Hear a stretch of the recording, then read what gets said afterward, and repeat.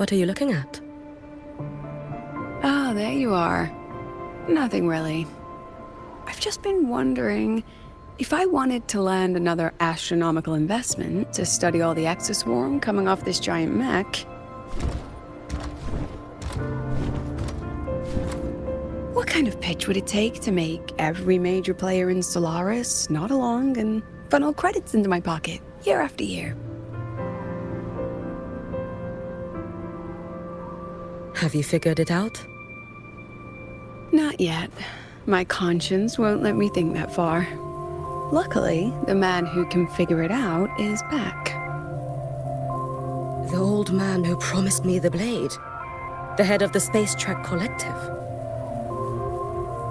The very same. But don't let the quick agreement fool you. He's already thinking 10 steps ahead. If Ishino Hado wasn't in such dire straits, he wouldn't have agreed to forge that blade for you so easily. Or at the very least, he'd have made sure he got his pound of flesh in return.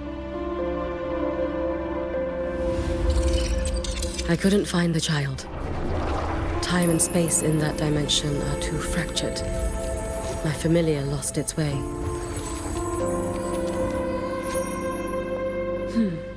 Then we need something that can hold out longer. A better way to search? Void matter reactivity has been high lately. A clear sign to follow would be best. That child is the Exostrider's resonator. There's no clearer sign than that. Looks like it's time the Exostrider was reactivated. When that happens, whether you're an annoying adult or the one meant to pilot it, I'm sure everyone will be on board, don't you think?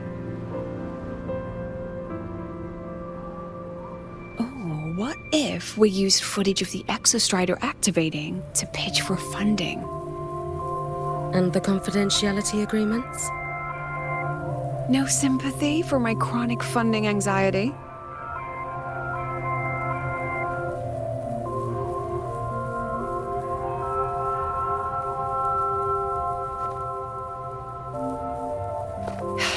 Fine.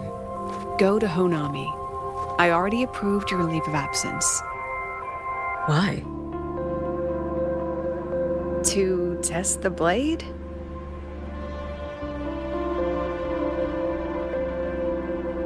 Even once the Exostrider awakens, there's still a chance it fails. If it does, what you sealed in the Dimmer Plains becomes a liability. But it could also be our ace in the hole. So, before I give you the thankless task of guarding those planes, go deal with matters of the heart first. Understood. I will return in one day. Take 2. Give yourself a day to look around. Go on. A Black Shores member will meet you there. I still have all of Dr. Luke's mess to clean up.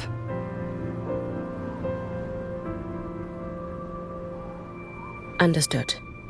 I am at your call should you require it.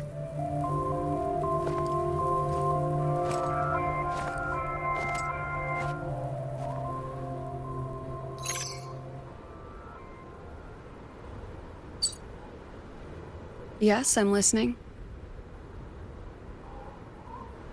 So it's about Denia. I see. Let's discuss it in person.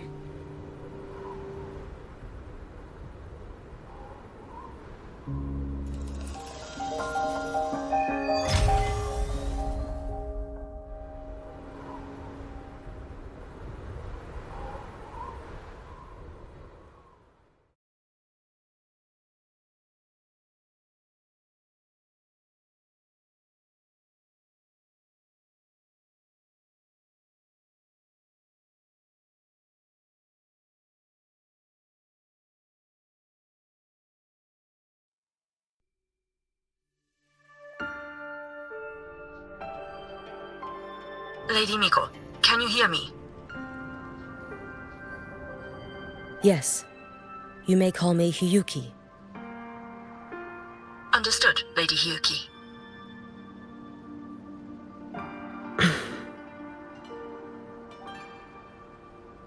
Most of the left behind in Honami City have been relocated, but a few, the ones whose regrets run deepest, still roam the danger zones. Their unfulfilled desires concentrate the Lament's power, an incident just waiting to happen. With you here, I feel better about the situation. We didn't expect you to take this on yourself.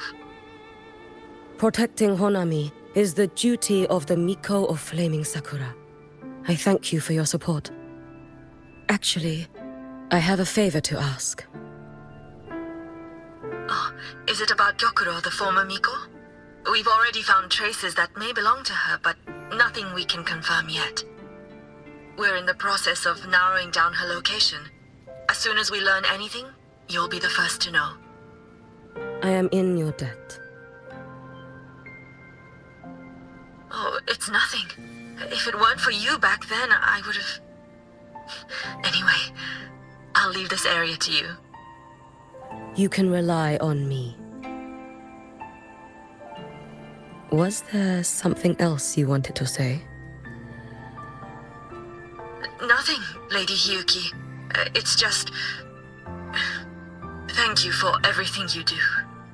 Goodbye.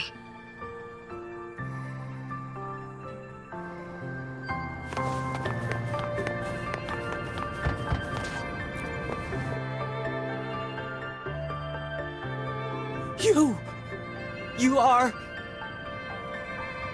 Yes. Miko of Flaming Sakura, you're back! I knew those monsters wouldn't stand a chance. Everyone else thought we were done for, but I told them, don't worry, Lady Miko will come and save us. I'm sorry. I was too late. It doesn't matter. You're here now, aren't you? Please, just say it. Say the Miko of Flaming Sakura has returned and that those monsters are finished. The Threnodian has retreated, but I couldn't save you. But you defeated it, again! And one day you'll drive it away from Ashinohara for good. Yes, I hear your wish. And I promise, one day...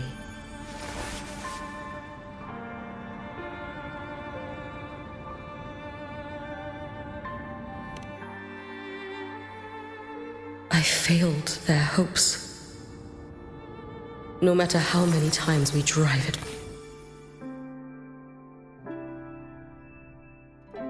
This is all your fault. Eternal Miko, huh? You're all useless. Every last one of you.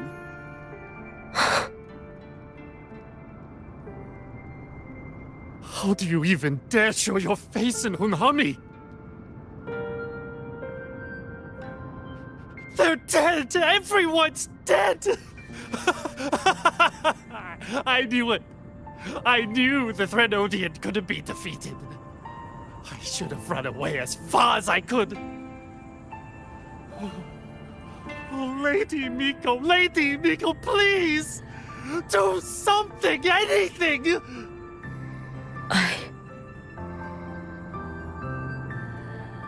Powerful people like you won't die even if you lose. What about us? What about ordinary people? Just wait to be torn apart? I knew you couldn't hold the line. I knew it couldn't be killed, but how do we go on from here? Lady Miko, heroes, tell me, what should we do? If you need someone to hate, let it be me. It's all right. Place all your pain, all your resentment upon me. May your soul be granted a moment of peace. If I had been stronger, could I have saved them?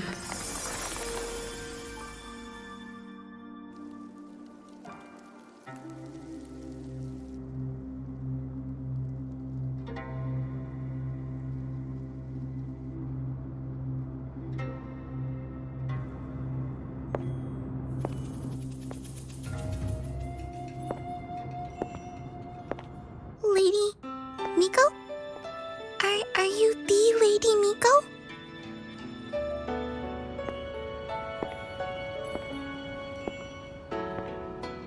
Oh, you are! You're the Miko who once talked to Lady Gyokuro.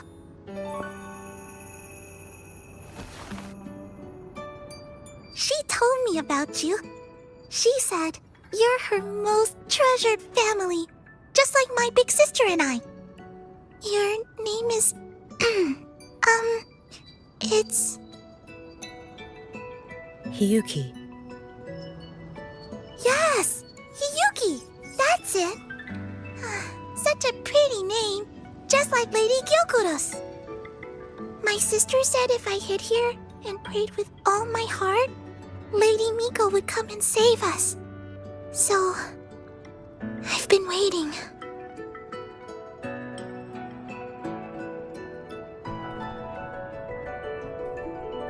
Little one, what's your name? Your hands are cold. Have you been waiting long? Kana. My sister calls me Kana. Lady Miko, you're finally here. But my sister... she... It's all right. I'm listening. She asked you to wait here, didn't she? Ah, she must have trusted you very much to give you such an important task. Task? Yes, a task? If not for you, I would never have found this place. You did well, Kana. You completed your task perfectly.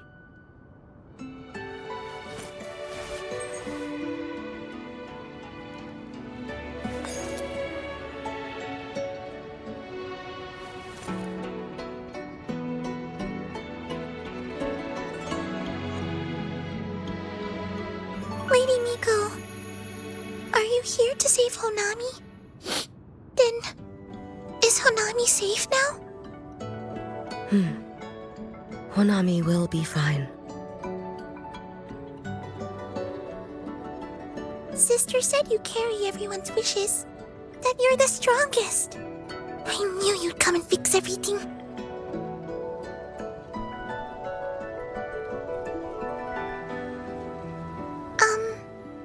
Lady Miko, can you help me find my sister? Of course. We'll both get to see our sisters again soon.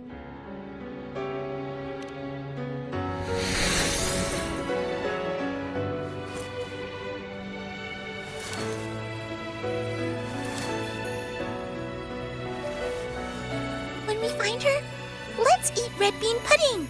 We make the best red bean pudding in the whole world. If you come try it, everyone will want some. Then you'll need to make a lot of it. Can you manage that? Pinky promise. We'll make lots and lots of pudding. Then, even if the Drenodian comes back, we'll have something to eat and we won't be scared anymore. It's a promise then. We'll make a lot of pudding.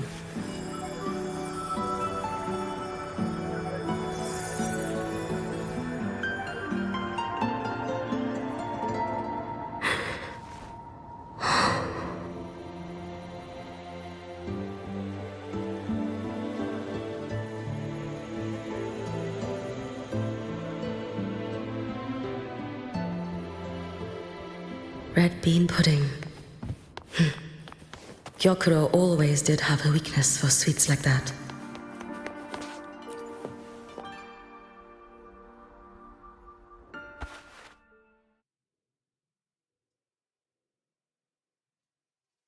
Hello, Lady Miko. I've been waiting for you a very long time. My final wish was simply to see you one last time. Your final wish? Yes, it's all right. I know I'm dead. I know I'm what they call a left behind now. But I thought if I'm going to remain like this anyway, I might as well get what I wanted before I disappear, right? I've heard of cases where the left behind remain aware of their state, sustained by powerful desires, but for such a simple wish. You truly only wish to see me again. I mean, you are a legend. You've been the Miko of Flaming Sakura since my great-grandmother's time. When I heard Honami was in danger, and that the Miko of Flaming Sakura would meet the Vanguard, I rushed here just to see you. You shouldn't have taken such a risk. If you wished to see me, you could have gone to the Flaming Sakura. I know. Everyone says you can just write your wish on the plaque and Lady Miko will see it. But I worried. What if it never reached you?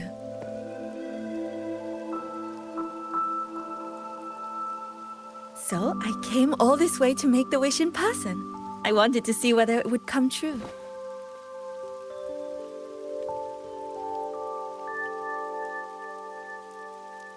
Very well. Then tell me, what is your true wish?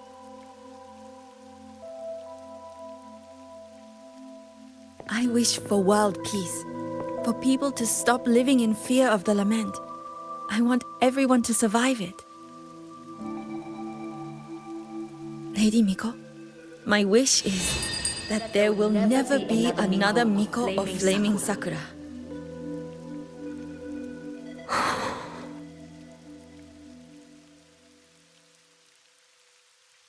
I see.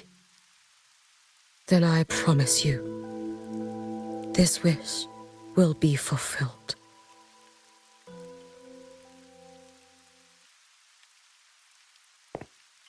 I know it will.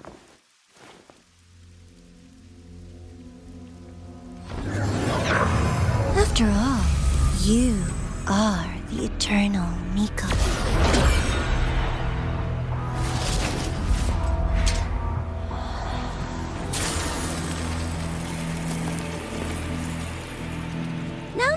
No need for that, Lady Miko. If you wished, you could cut down this avatar at any moment. But I think you'll find this far more interesting.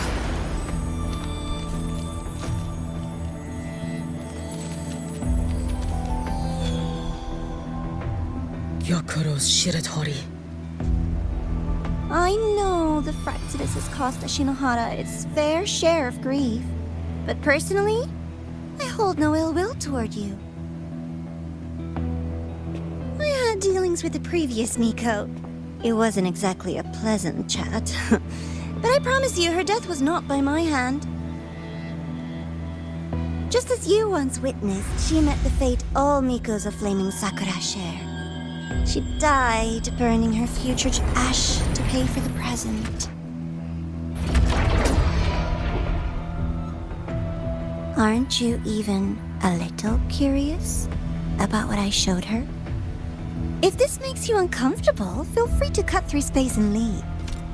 This face of mine, of course, is entirely at your mercy.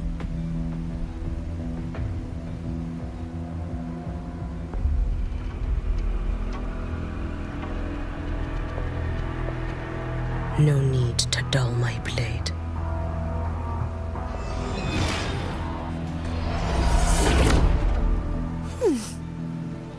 She wears the exact same expression as the previous Miko. I suppose one day she too will be reduced to ashes by her own wish. Oh, eternal Miko. Is she simply arrogant? Or just a coward?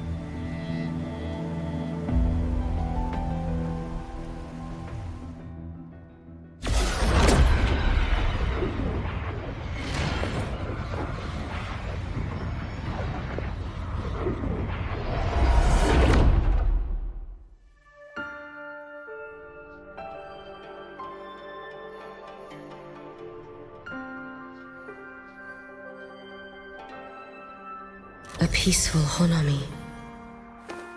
Why bother with such an illusion?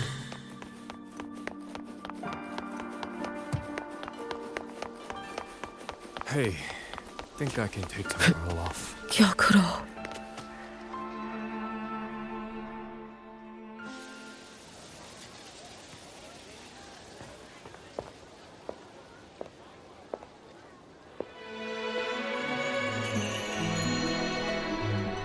Lady Gyokuro, guess what? No math homework today! My parents and my big sister finally taught me how to make red bean pudding. Want to try mine? I'd love to. You know I can't resist red bean pudding. Wouldn't miss your special batch for the world, Kana-chan. Yay! I'll go make it right now.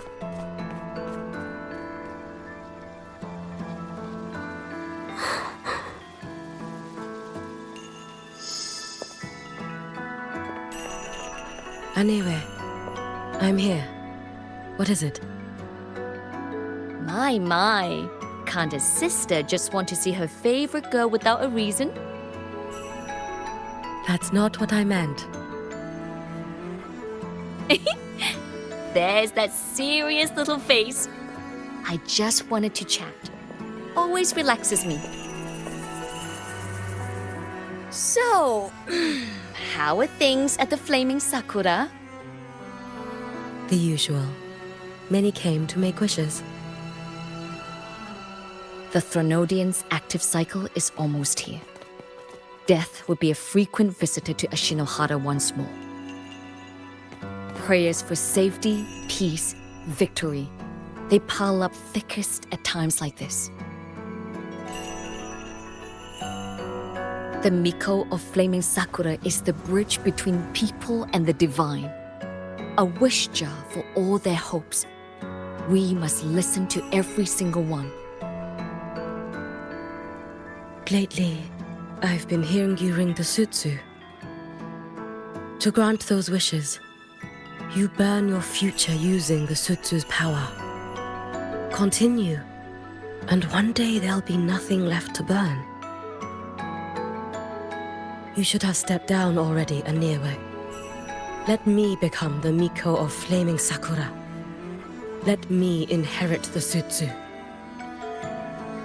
Oh, I'm perfectly fine. I've got futures to spare, you know. You tell me, little Hiyuki, what's got you so fixated on this? Don't tell me you're secretly in awe watching my heroics on the battlefield and... Yes, I want to be just like you. You wish? You're 100 years too early for that, you little blockhead. Enough about the sutsu. Stay and have some pudding with me instead. I know a wonderful little shop. Always practicing archery under that sakura tree. What a bore! A girl your age should be out living a little. Here we go again. You know I don't care about any of that. I'm going back. You sure? Come on! Consider granting your big sister's wish. I only came because you called. I put my work on hold. I can't stay too long. Besides, I don't like red bean pudding. Huh? I keep forgetting you have the world's most boring palate. What a shame. I'll just have to enjoy all by my lonesome then.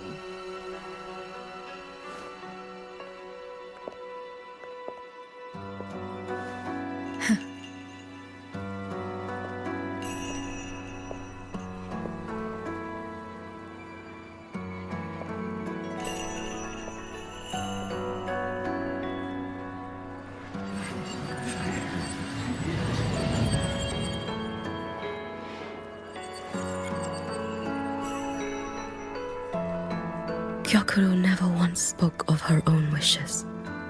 She lived only to grant the wishes of others. If only I had chosen to go with her.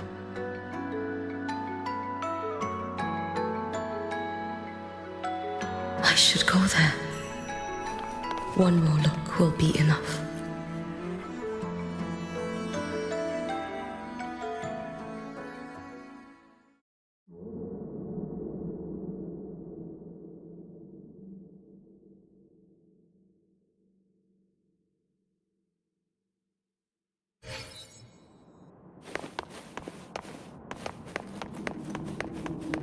Still regretting that you didn't step into that shop and try that red bean pudding with the former Miko, aren't you?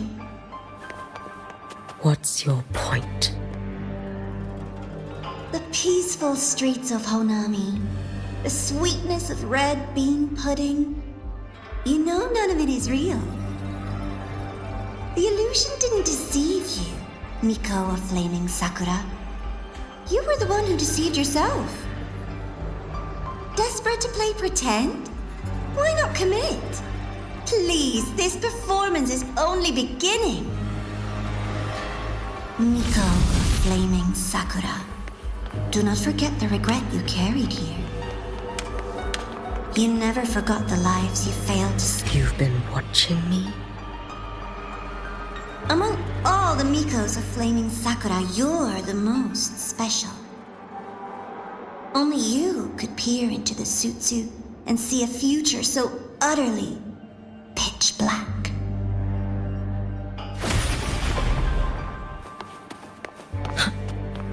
This is... Oh, you've heard the stories, of course. But none of them know what Rover really endured to reach this point.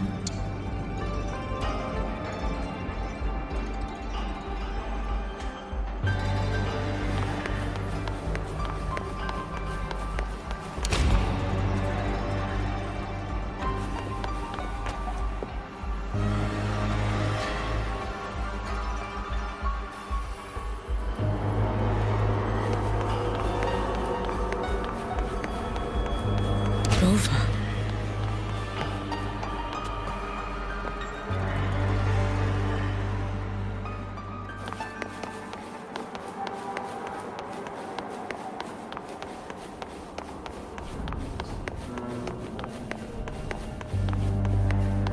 This is...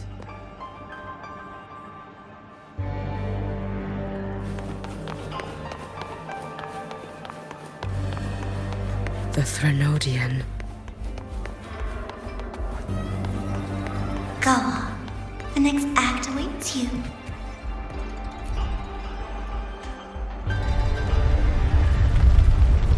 Don't waver now, Hiyuki. That instinctive revulsion you're feeling will guide you down a path diametrically opposed to my own. You must walk this road. Only then will you understand, accept, and finally see where you went wrong.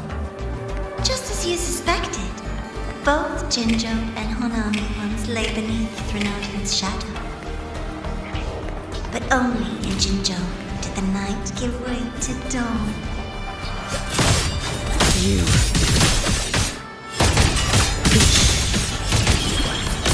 I would never deny their achievement or hide the prize they paid. That is their part. And likewise, I would never deceive others. Rover. This blade. It's as sharp as they promised. Once business in Lahairoi is settled, I'll take it back to Ashinohara.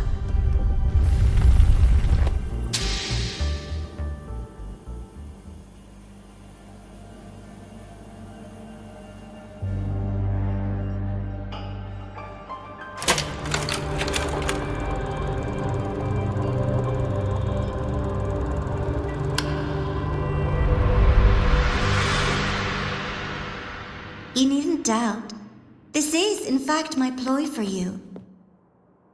What else would you call laying the very path you've dreaded most bare before your feet? Keep walking. The way forward is the only way left.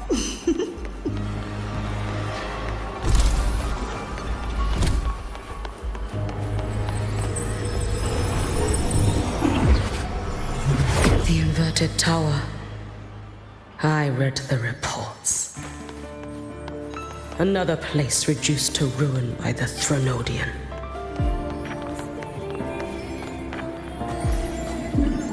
A nation that placed its faith in the Sentinel, yet its blessed maiden was spawned by the Threnodian Leviathan. Deliciously absurd, isn't it? I read the incident reports. It was the Threnodian scheme. Obvious enough. And from it, I obtained the precise counterweight to tip the scales. The power of assimilation. Precisely. After all, isn't that blessed maiden living proof? Proof that harnessing the Threnodian's power is a viable path. Is this The fall of Imperator. As you know, even a Sentinel can't be a crutch for humanity forever.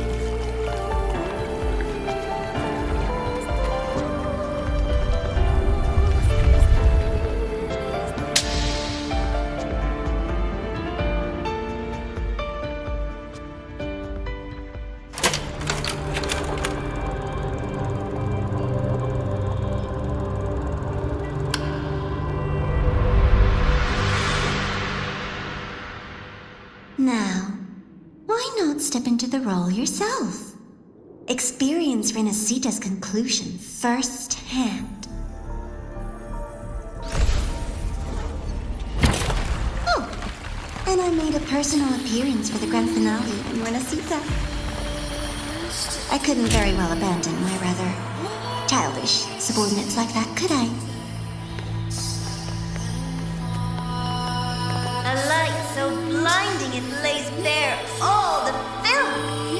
A world where every prayer is answered. Just like a dream, wouldn't you say? Ah. every single time she succeeded in saving them? If only I could have. Ashinohara. Am I envious of what? A little sideshow before the end. You don't mind, do you?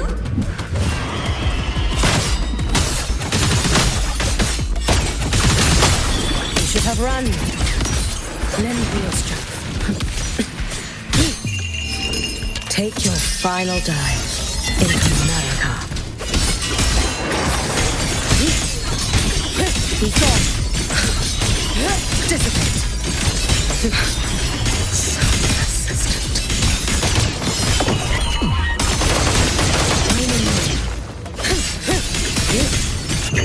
May the Sakura incinerate. Burn this self away. Lend me your strength.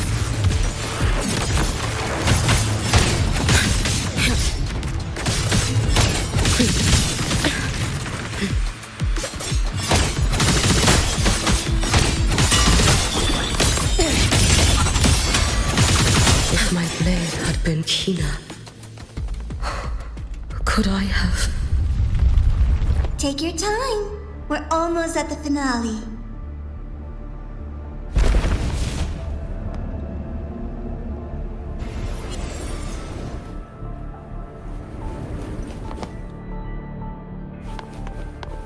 Come, let's go.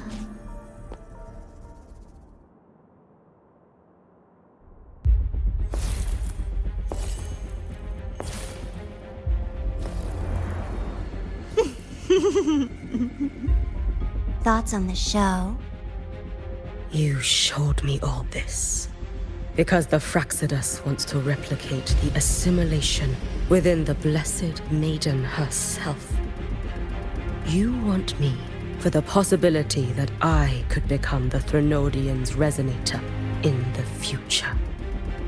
I won't deny it. After all, among all the Mikos of Flaming Sakura, only you can see through that Sutsu and see a future so clearly entwined with the Threnodians. That is your gift, your talent. It is a dangerous curse. From Ashinohara's legends and the Space Trek Collective's investigative reports, you know who Rover is by now. As a savior yourself, what do you think of her capabilities? She's strong. You can afford to be more effusive. Unlike you, who failed Ashinohara time and again, she is the perfect savior. But let's be brutally honest. This world doesn't have a second Rover. She saved Jinjo and Renesita. But what about Honami? Solaris is full of dark corners like Honami. Places the Savior's light will never reach. You, Miko of Flaming Sakura, have a gift. You might not fear the curse of the Threnodian or Lament. But what of them? The weak, those not blessed by fate, and yet, is it really fair to place the weight of an entire world on a single pair of shoulders? Solaris needs more saviors, doesn't it?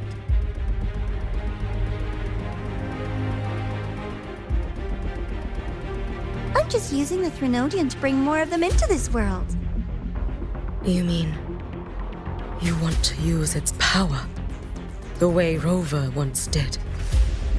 I've tried before, but a miracle like Fleur-de-Lis requires a billion coincidences. And Mia? Nothing but the delusional ravings of Leviathan. Even the one that appeared in Renesita at the end was just a hollow, mute shell.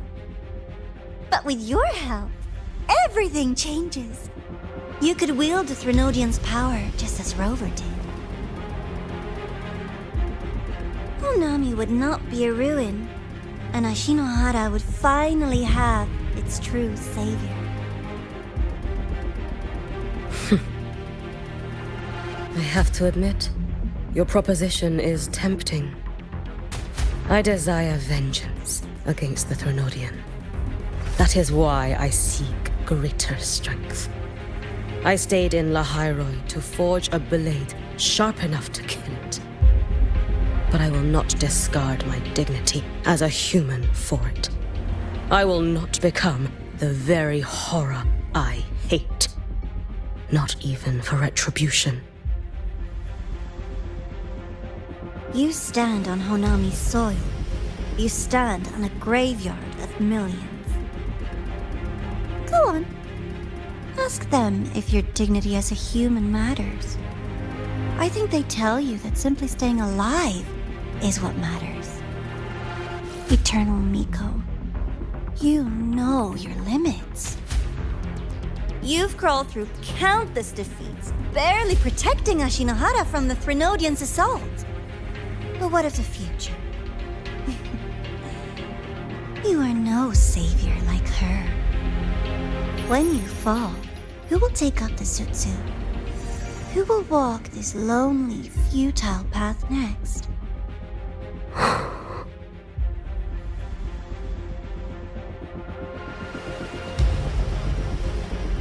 We could always talk about the former Miko. The bodies of the left behind are ephemeral. You'll find I have a far more durable proposal.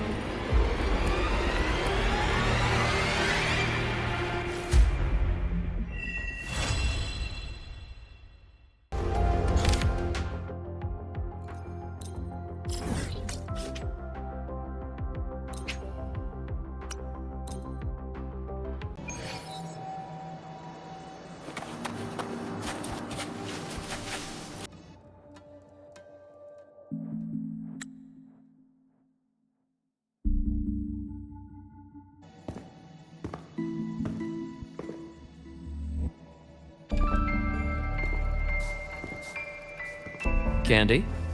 It's a new flavor. Sigrika and Lene suggested it. Great for lifting spirits.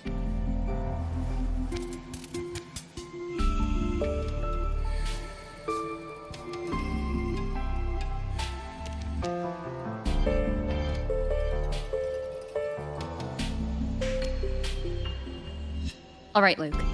What's the word on this Exostrider plan? My conversation with Lucilla went well. She's on your side. Your showing during the Dark Side incident also helped speed up the Academy's internal review. That said, you've been a student here for less than a year. You'll need the Space Trek Collective's approval to officially activate the Exostrider. Their biggest financial backer is the New Federation. And of course, they answer to an entire board of investors.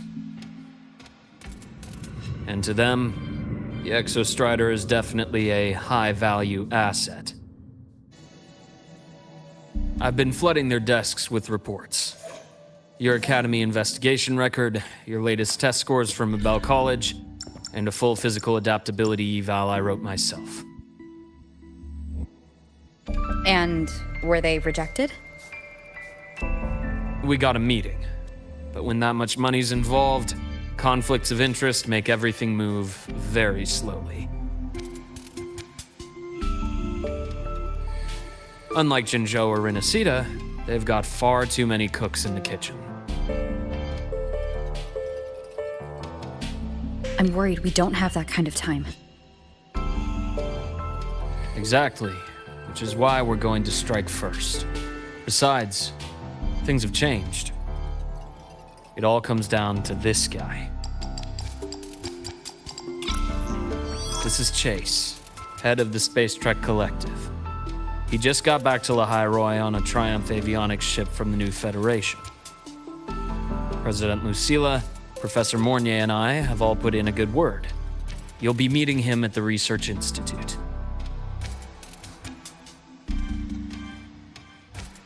Chase started as a low-level employee at Ashridge Energy in the New Fed. Then, he dropped off the grid for a few years before resurfacing in a government position.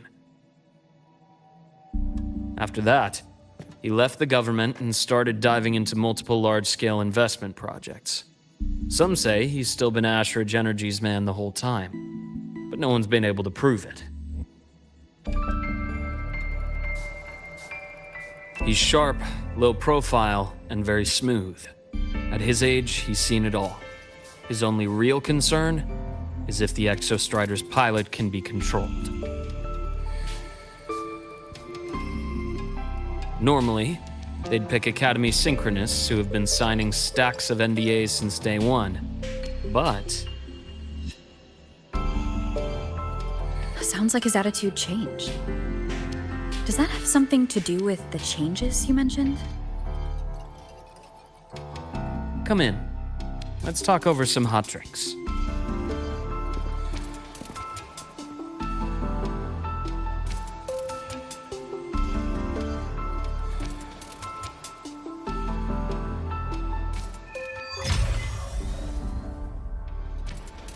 I heard Lucilla asked for your help after the ceremony. How did it feel working with her? Well, at first she was pretty dominant, steering the conversation the whole time. But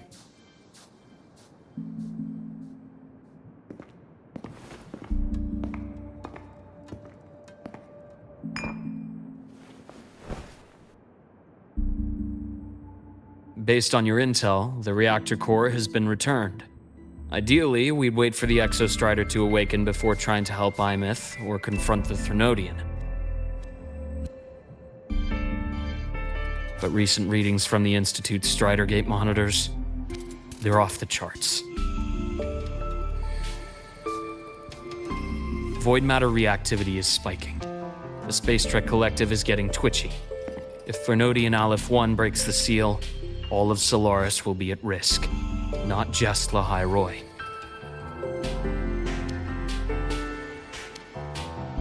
Now, the Collective didn't establish itself here without binders full of contingencies for a Thrunodian event. Problem is, every one of those plans would scorch decades of scientific progress. Which, in our case, actually gives us some leverage. Enough to have a real conversation with their head. then I'll convince him. I'll show him the lowest casualty count is the only one that makes sense.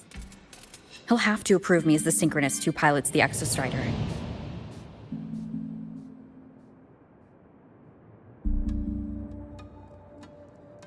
Luke, you mentioned you have contacts in the Black Shores.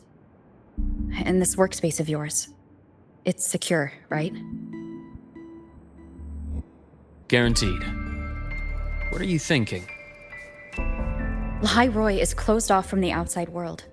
Public comms are probably tapped by Fraxidus moles inside the Academy.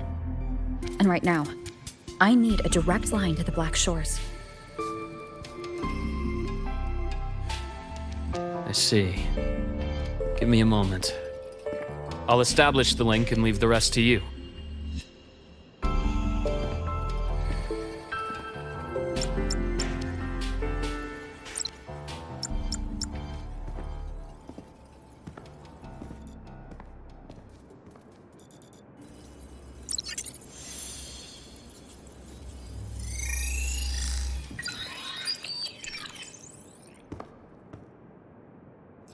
I received your call, Rover. Is the situation in Lahai Roy that dire? You look exhausted.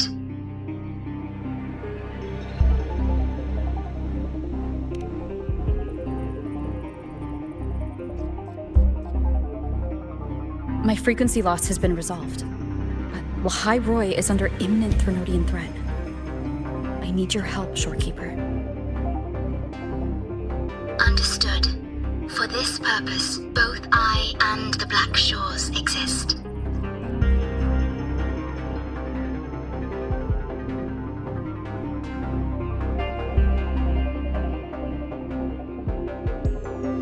Any additional intel on the Exostrider within the Tethys system? Verified or not, I need everything you have. I trust Luke. You can speak freely.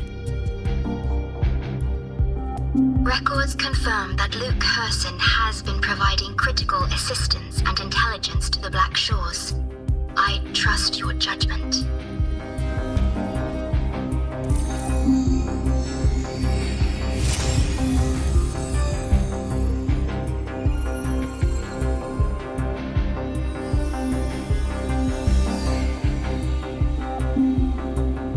After the founding of Star Torch Academy, most information fell under their seal of secrecy. However, in its early days, you mediated negotiations between the Academy and the Roya. Through that process, the Black Shores gained partial access to certain archived insights. The Space Trek Collective fears that due to the Exoswarm's division, the Exostrider, even upon awakening, might not have enough power to face the Threnodian. This concern led to the Augmented Resonance Initiative, the Synchronists. Observing how Sentinels work with their resonators, they theorized that the Exostrider, sharing similarities, could amplify its power through a resonator as well. However, considering your link with the Exostrider, the Tether system does not recommend this method.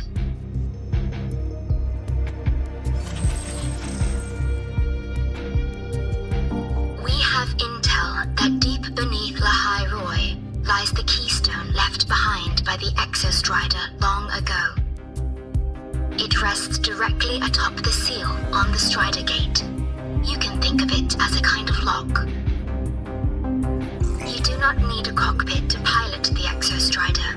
So long as its activation sequence remains unobstructed, you may pilot it using the keystone. Is it because I'm its arbiter? Precisely. For one who shares its origin, a cockpit would be more of a hindrance. As for Imeth, I think Dr. Luke's proposal is viable. You mean using the exoswarm-like shell that appeared in the cockpit to look for her? Yes. The connection between frequencies will help. Rover, bring her with you when you activate the Exostrider. Sure. While I'm there, the Black Shores will need to keep a closer eye on Lahai Roy. I understand. I'm counting on you, Shorekeeper. As long as I may be of help to you, I am content. Please return safely from the Strider Gate, my star. I will. Don't worry.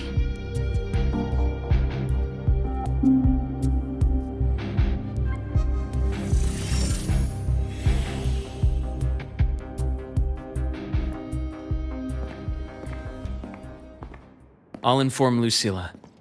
Take your time finishing that drink before you head out.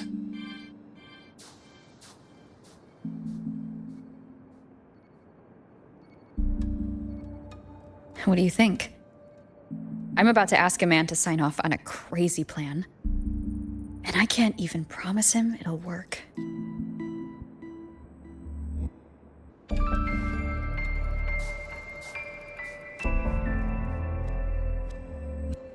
Nobody has a plan they promise will work. If Chase agrees, it's because he's betting that you're his best option. Just take the win. At the end of the day, it all comes down to the person.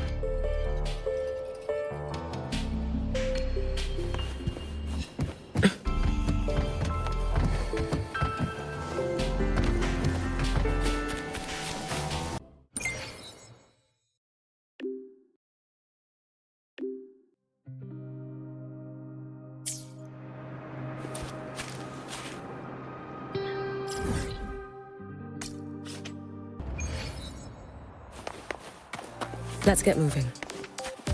Hey, might you guys always have enough...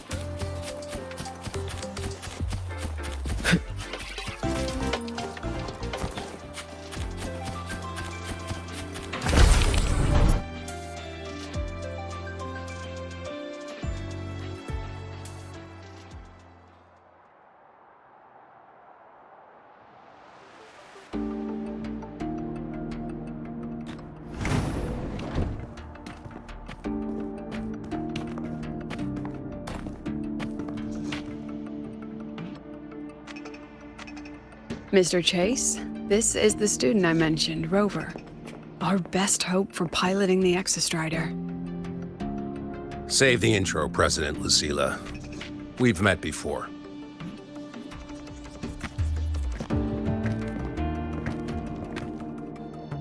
Before? In my past life at the Academy? Let's just get down to it. The Threnodian LF1 situation is deteriorating. We're running out of time. I wanted to wait for the Exostrider's self-regeneration to finish, but the clock has run out on that one. So tell me, Rover, why do you want to pilot the Exostrider? What's the play? To find Imeth and put down the Threnodian. Imeth. Name rings a bell. The one with the high sync rate. Her disappearance was a real loss for us.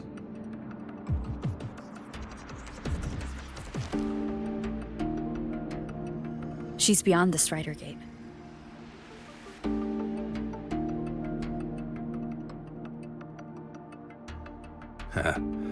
I see how it is. But finding one person in a goddamn interdimensional haystack, not so easy. You understand our position. The Threnodian is our priority.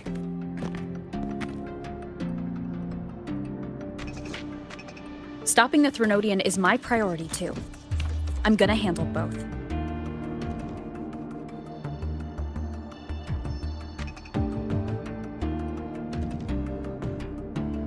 Look, we have the same objective.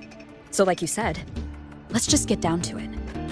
If void matter erupts, Lahai Roi is ground zero. Every one of your projects will take a hit.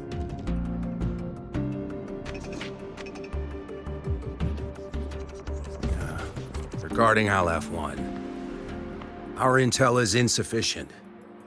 We are not, at this time, considering its total destruction.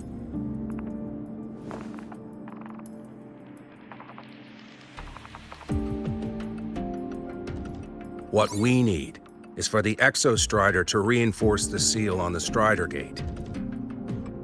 To do that, we need a qualified synchronist, and we need the Institute's drive replica.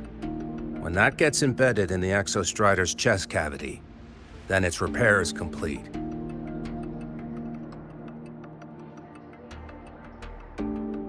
Right now, the replica is in its final phase of development. We're still missing critical data. A drive replica. Is that what you're building from the fallen reactor drive after Helios was launched? Correct. It's based on the original drive's framework. You had a hand to play in that. You made sure Helios got launched. To complete the drive replica, we require precise data from the Exostrider operating in high concentrations of void matter and environmental readings from inside the Threnodian. Without them, we can't guarantee the Exostrider can resist Aleph-1's corruption. Here's the verdict. On behalf of the Space Trek Collective, I authorize you to pilot the Exostrider.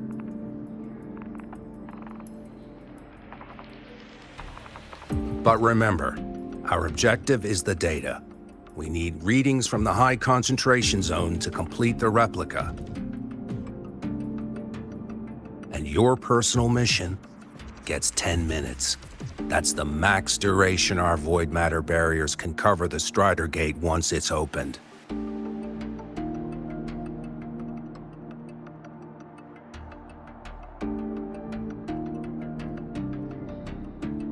After 10 minutes, you return to Lahai Roy, whether you found Imeth or not. Do you accept?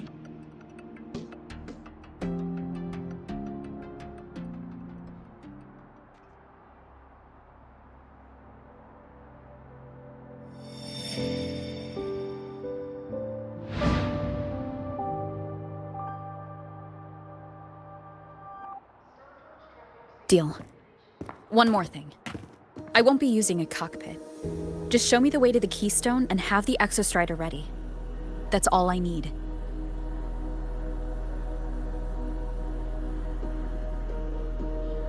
Huh. Still full of surprises. Always bringing us the unconventional. Lucilla, run a high-pressure sync test for the Synchronist. I've seen the physical eval, but I want live data for validation.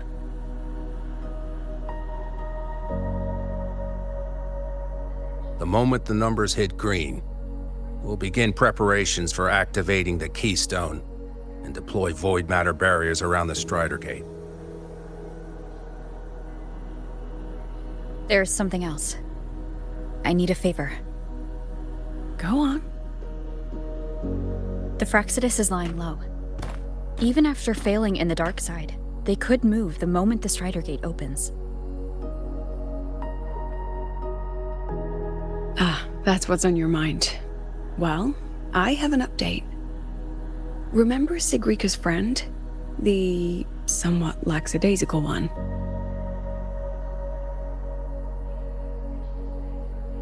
You mean Denia? That's the one. She's gone missing.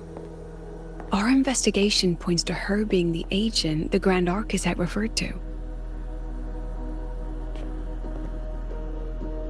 But don't let it distract you.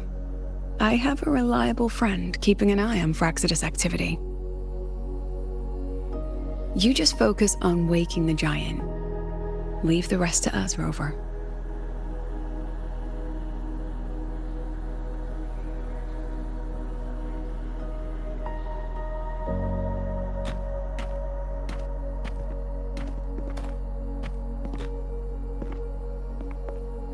Black Shores just sent a formal communication request. They're offering full support for Lahai Roy's evacuation, if it comes to that. You handle it, Lucilla. You have a better read on the situation than I do. And you're better at talking with that student.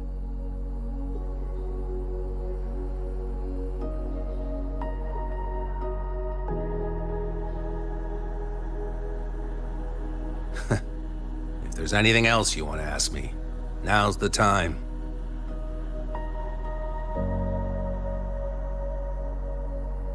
I'm surprised you're placing this much trust in Rover, authorizing her so readily. Any particular reason?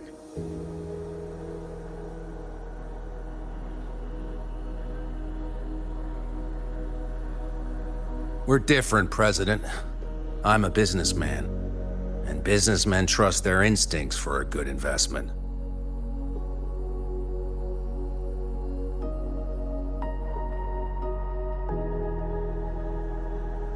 The Threnodian could strike at any time. Given the circumstances, Lahai Roy may have to be written off. And with the timeline we have, relocating the Exostrider is impossible. If we're gonna lose it anyway, why not let her take one last swing? Understood. We still need to prepare for the worst-case scenario. Of course. If this fails, we'll initiate the backup plan. Duskvale.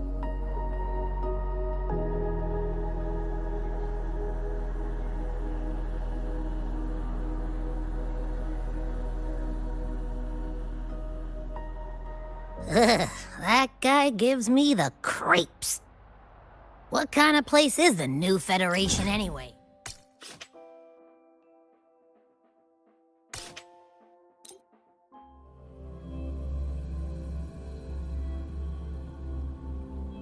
We'll find out when we get there, Abby. So you're that student, huh? I'm Sakia. I'll be overseeing and evaluating your test today. Lucilla filled me in on everything. This synchronization test is far more intense than the standard procedure. We're simulating the neural load of a direct link with the Exostrider. If you feel anything off, you call it. I won't allow the test to continue under overclocking conditions. Review and confirm the safety protocols before entering the cockpit. Good. The cabin systems are configured. The simulator cockpit is right there. I'll be watching your metrics closely the whole time. I hope you pass the test smoothly.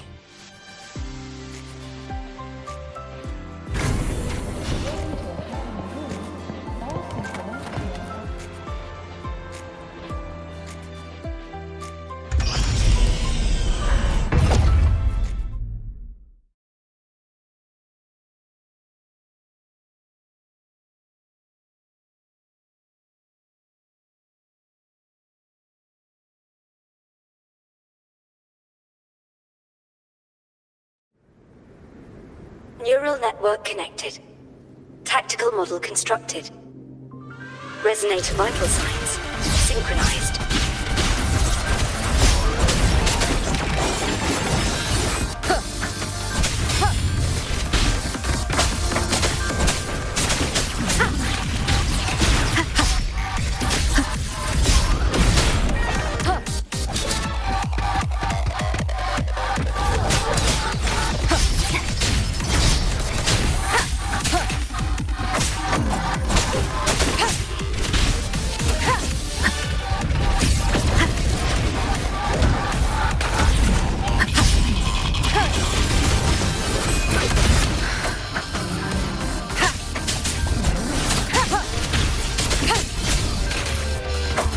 No hesitation.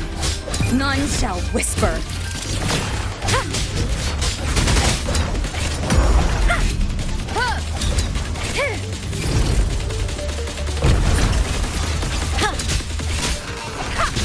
One with the sound.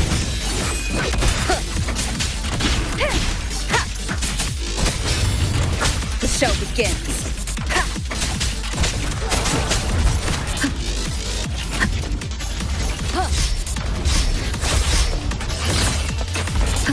Keep it together. Test complete. Recording synchronization rate data. Cockpit opening. Please exit according to the safety protocols.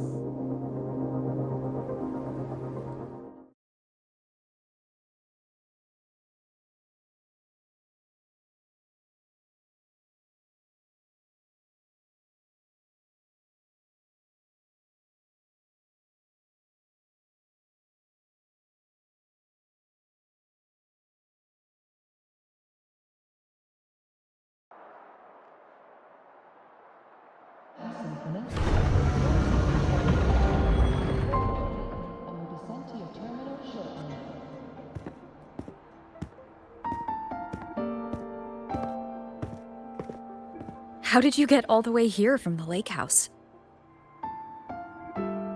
She wanders into the academy sometimes. Usually her caretaker bot escorts her back pretty quick, but today she was being difficult.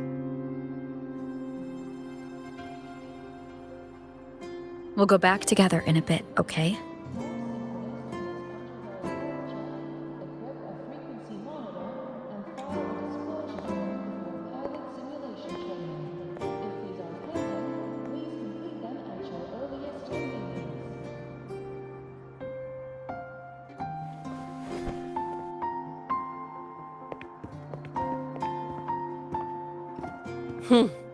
So the little terror can be quiet. Never thought I'd see the day.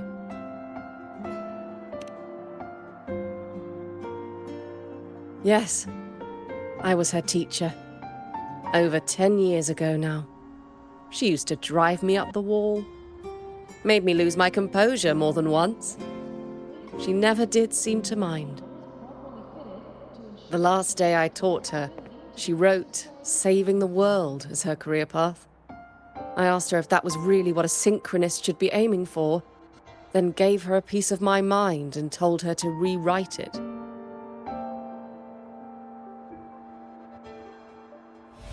She didn't even get upset, just smiled, took the form and walked away. She never stepped out of that cockpit again. Now she's back, but not really.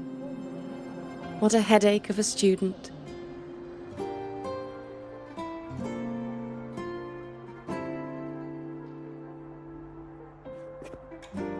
Lucilla told me you're her family. Is that true? Yes. And you're planning to pilot the Exostrider and bring her back from the Strider Gate? That's the plan. Sounds like an absurd, bold, utterly delusional idea. No one knows what's actually behind that gate.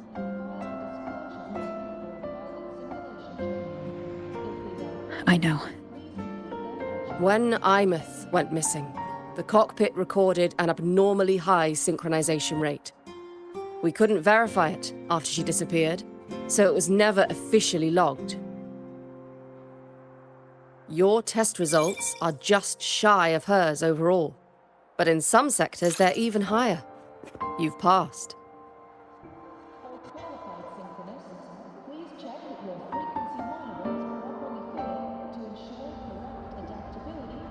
I hope that absurd plan of yours works, and that you bring my student home.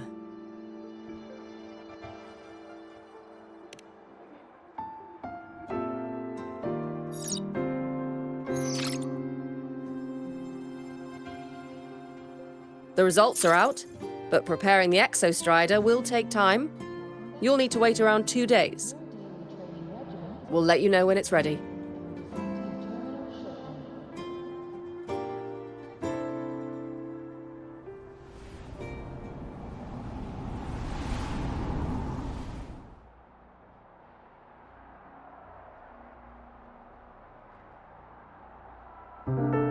Cassette.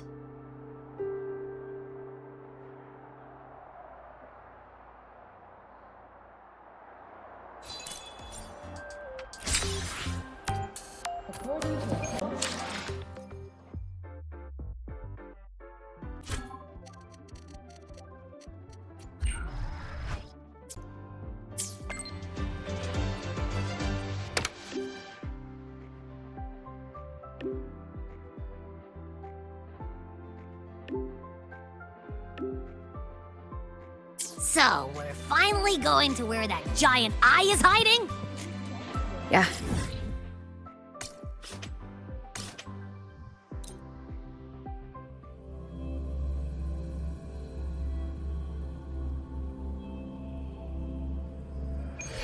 I've got this. But, we don't know how much strength is hiding behind that gate, huh? Our priorities are the data and Imeth. A direct fight with Aleph 1, can wait until the drive replica is ready.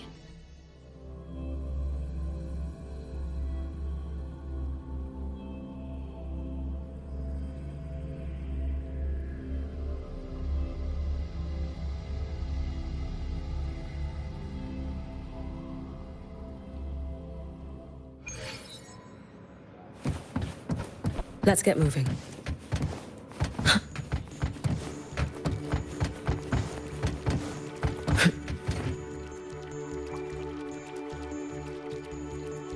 Hey, Rover, are you leaving now?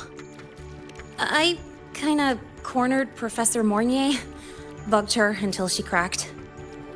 So, you're gonna pilot the Exostrider. You feel nervous at all? I know you're awesome and all, but nobody's ever done this before. Nobody knows if the Exostrider will even move, or what else might go wrong. Everything's felt so heavy at the Academy lately. Teachers are stretched thin. Even the nearby exoswarms seem restless. Lene, are you nervous? Okay, fine. Is it that obvious? Look, after I aced the entrance exam, I thought, sweet, life's gonna be packed again, non-stop, like it used to be. But just when I was ready to finally be a student, my bubble popped. My brilliant student life, poof, and done. The Threnodian, void matter, the Frexidus, they're breathing down our necks, and I can't do anything to help you fight them. I just have to stand here and watch you walk into danger alone. It makes me feel totally useless. I'd feel worse if I dragged everyone in Lehigh Roy into danger just to back me up. Of course, if things get really desperate, we'll have to face it together. But for now, when I look at all the students who came here chasing their dreams, I want them to stay students. Because... Whew, dang, that's a heavy title. We're in the same year, you know. But I get what you're saying. Making you waste time on a pep talk when you've got a world to save? I do need to grow up. But I won't just sit around. I'll be on standby. Whatever the Academy needs to support your mission, I'm in. And when this is all over, we're going for a drive. Can't wait for that day to come. Professor Mornier's up ahead. Good luck out there, my friend.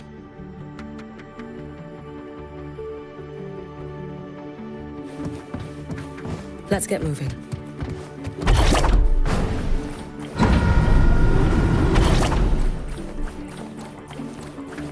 I don't care if she only wants me as a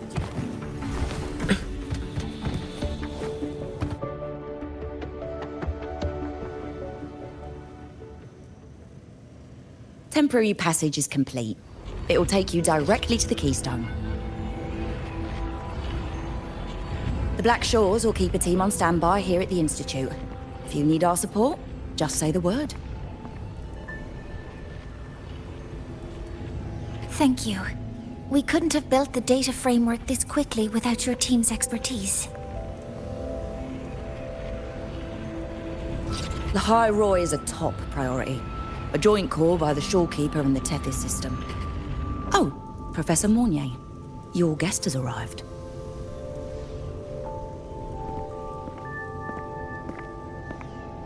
Ah, you're here.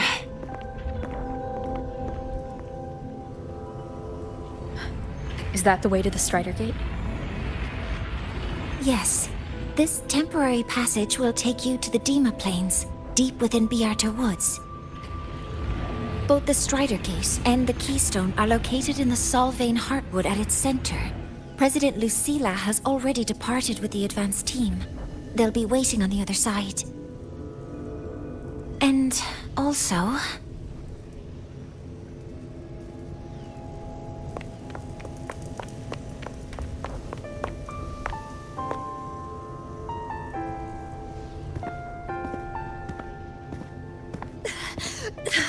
She's too fast.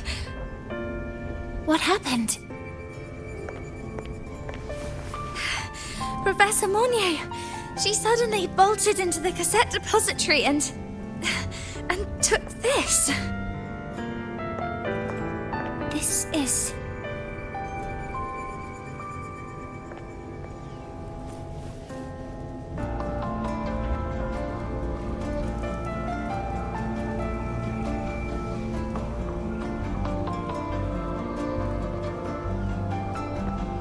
Can I see it?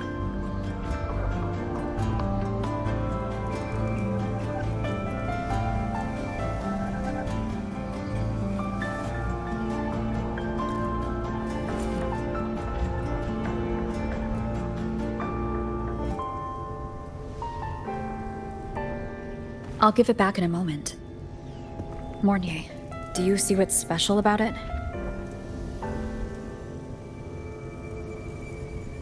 This ID number. I saw it in the student file during her inspection. This is Imeth's own cassette. It's been stored in the depository since she went missing. Why did you want to bring this now? It may be instinctual. Dr. Luke did say this exoswarm-like shell shares a frequency link with the real Imeth.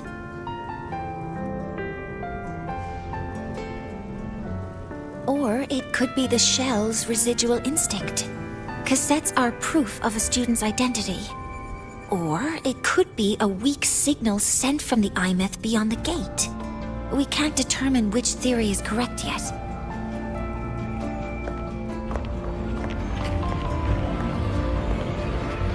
However, this does remind me, carrying a cassette into an unexplored Voidstorm zone follows standard exploration protocol.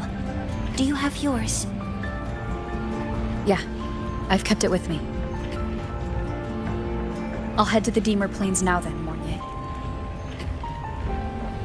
I'll have to stay here, monitoring the data and ensuring the drive replica is ready. I wish I could go with you.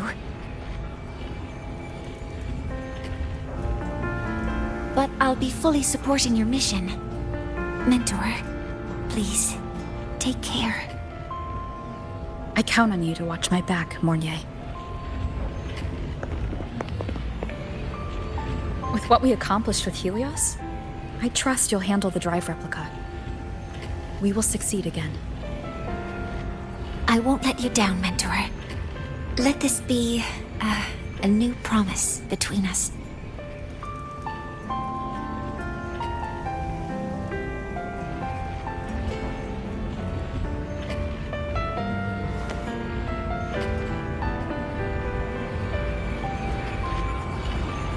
Let's go.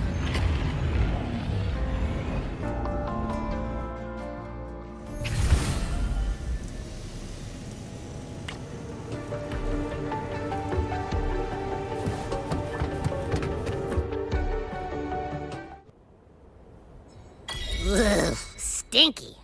This place reeks. The smell of that giant eyeball's getting stronger.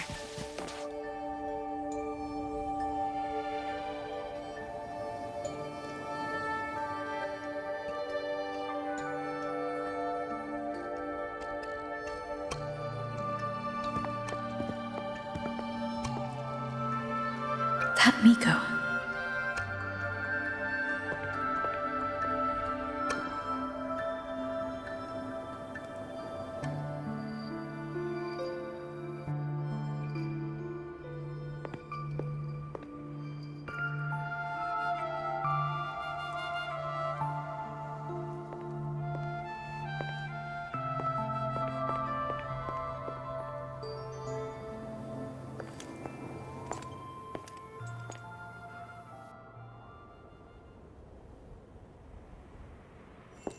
Wait, before you go, you should say hello to her.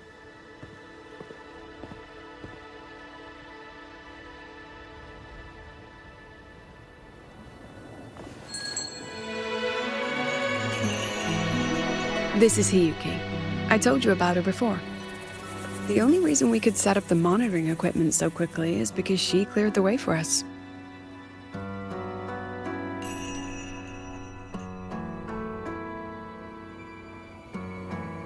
See that lingering frost? 10 years ago, a void matter rift opened in the Deemer Plains. Hiyuki went there alone and sealed it.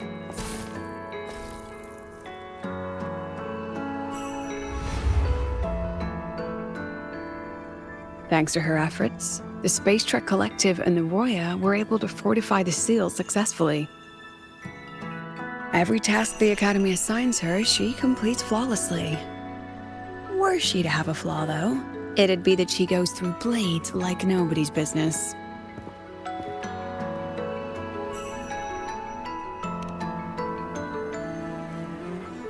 Yes. Lucilla spoke of what that child did. She is a good one. Strong. But her strength does not change the fact that she is a student. That we allow a child to bear such a burden is a failure on our part as adults.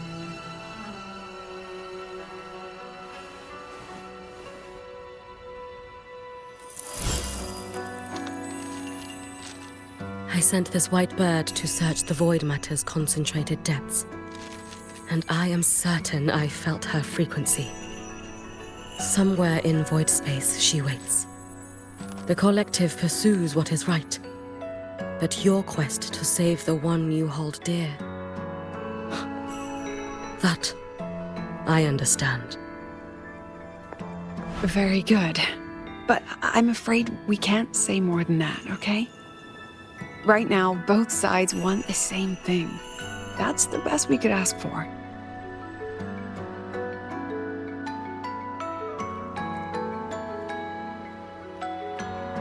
You were worried about the Fraxidus, weren't you? While you're beyond the Strider Gate, she'll handle perimeter security.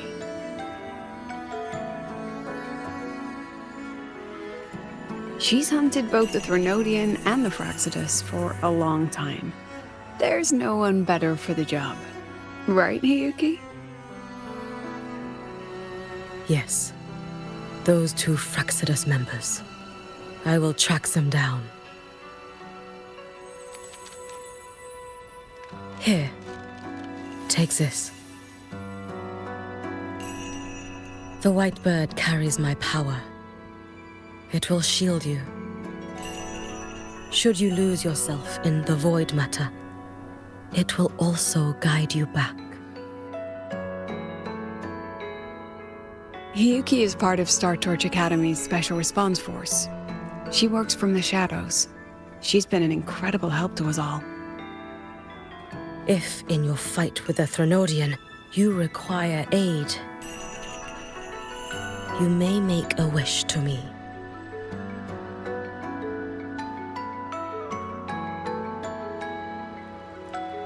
How about I go first?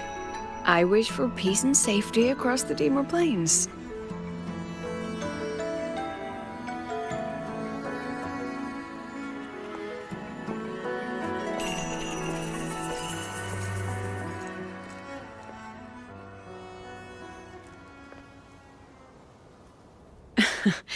Hiyuki is the strong and silent type.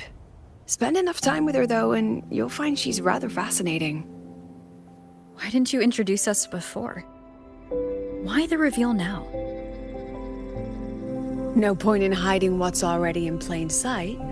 Besides, you're both strong, and it's safer if you work together. What did she mean, make a wish?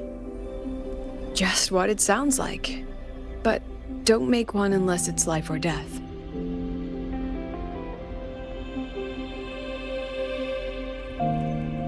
Granting wishes always comes with a price.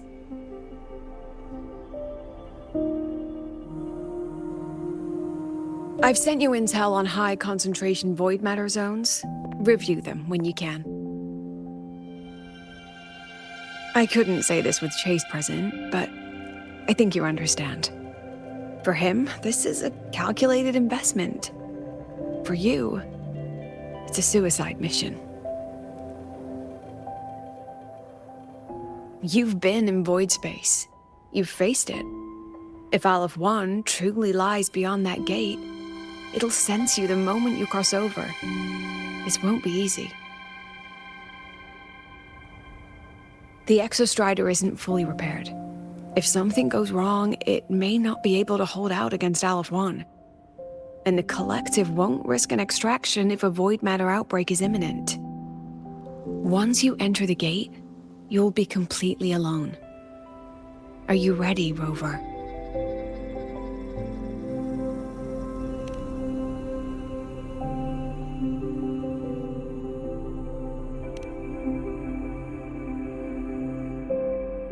I've been in situations like this more times than I can count. If I only cared about walking away clean, I wouldn't have gotten this far, or be standing here now. So, thanks for the concern, President. But I've been ready. Very good. I'm relieved you've thought it through. I'll be here with the others, monitoring the void matter barriers.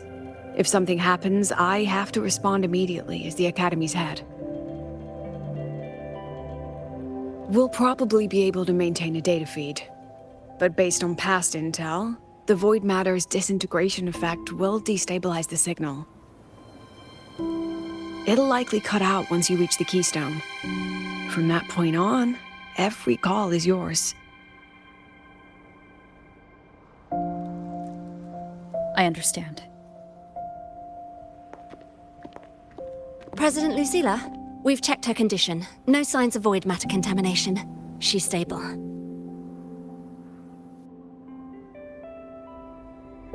All right. Go on, Rebel College freshman.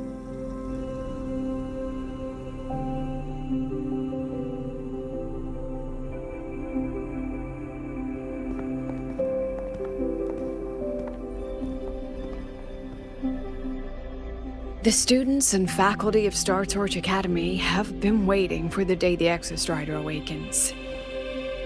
May you return victorious.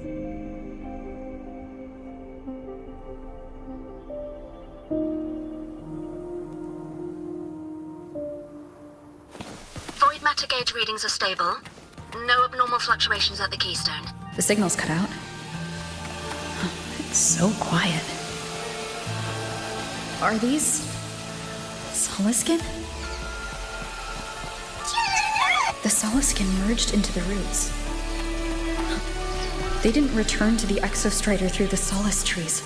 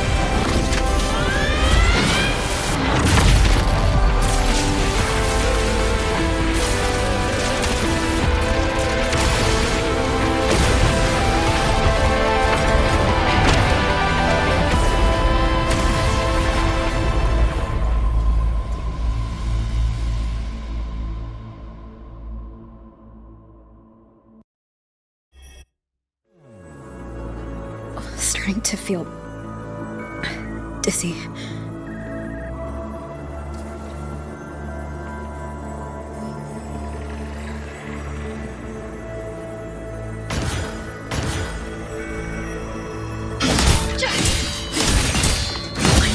said void space in the depths of the Threnodian's black hole is a higher dimension. Like a kaleidoscope. Time and space here don't flow. They're tangled. Is all of this inside Aleph 1? Those figures. That's Space Shark Collective in Voyan clothing. They're reaching for something. Can't make out what. That frequency. Is it Imeth?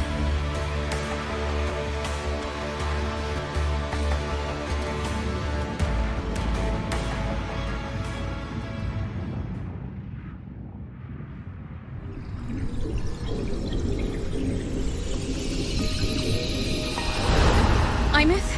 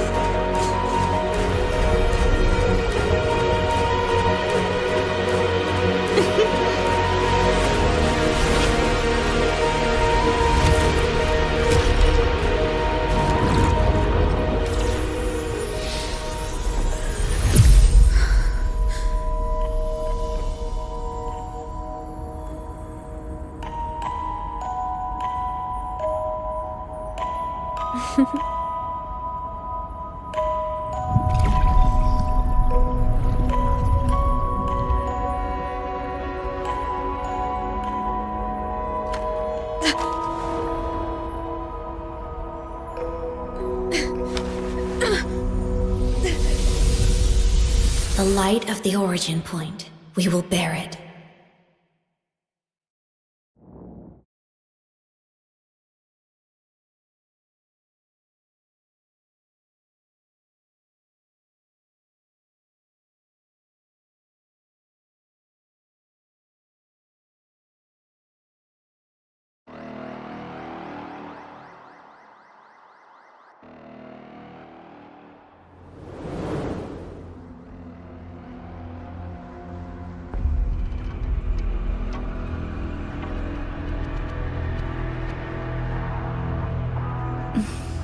Am I back at the academy?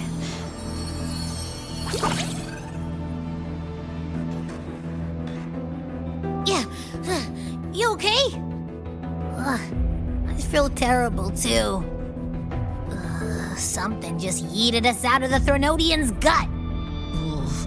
Rapid interdimensional whiplash is no stroll through the park, I tell ya.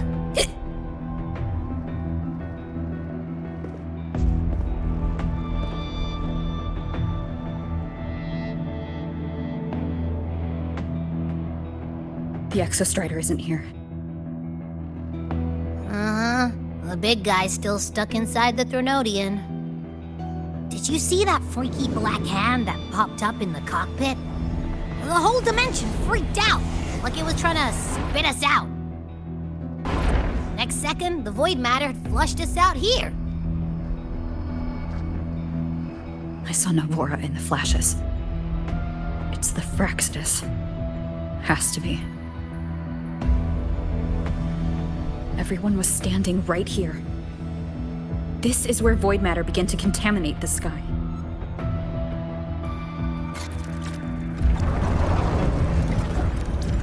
And Aleph 1 was watching me and the Exostrider beyond the gate.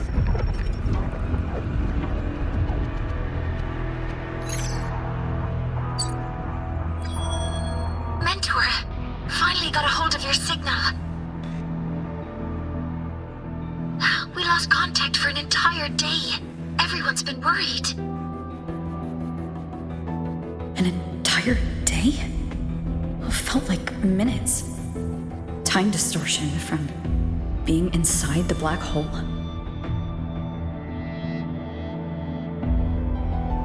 Mornier, I'm fine.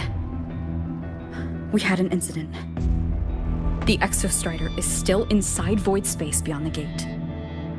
And now, even the Academy inside the void matter barriers is getting hit by void storms.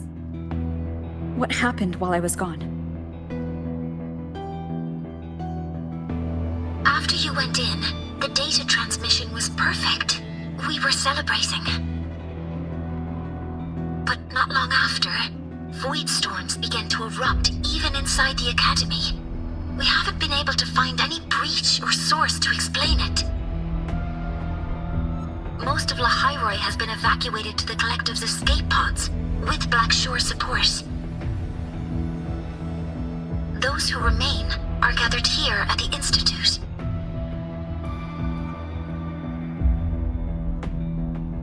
Whose eyes was I seeing through in those flashes? If they're the cause of the Threnodians' breach, could they be a harbinger? Like in Renacida? In that moment, that shell? She had the same look in her eyes as the real Imeth. Why was she so set on giving me this cassette? What was she trying to say? Looks like I'll have to open it up to find out. I'm coming to you. I brought something back from the other side and want you to see it first. The Threnodians struck like a bolt out of the blue. We may not know why yet, but we need to figure out our next move together. Understood. We'll be waiting for you at the Institute. That's a lot of Wavesline messages. All from when I was beyond the Strider Gate.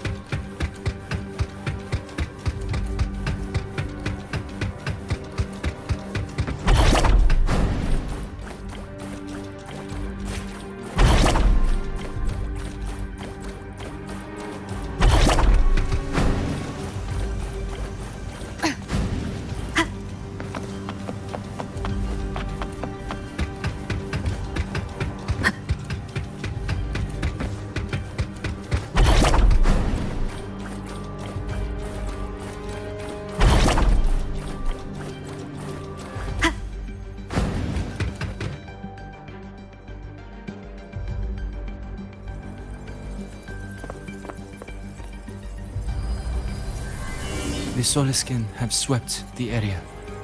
None remain in Bjartar Woods. Someone just posted a call for help on the campus's Wavesline group chat. I'll go back to run a final check later. Sigrika, are you sure you alone can handle it? Don't worry, I have my runes. They'll help me drive back any contaminated exoswarm.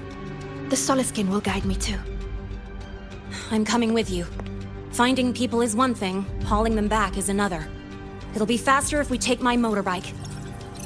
Status report, Professor Mornier. The launch orbit has been confirmed.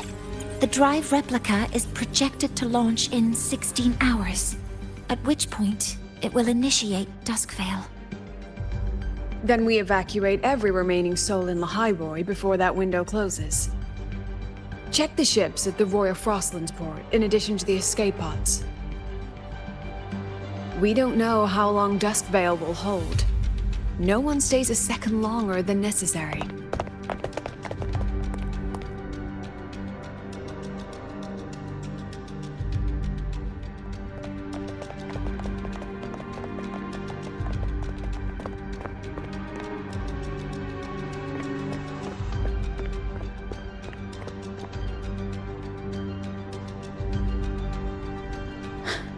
The Exostrider.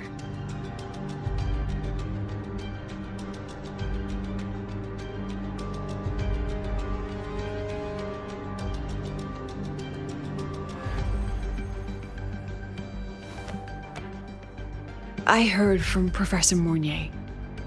You went dark for a full day. We thought we'd lost you to void space. Activating the Exostrider before it was fully self-regenerated was a massive gamble. We all knew the stakes. We hoped for the best, and of course we prepared for the worst. You're alive. That alone is good news for all of us. No time to kick yourself now. I've got a mountain of work waiting for you, Rover.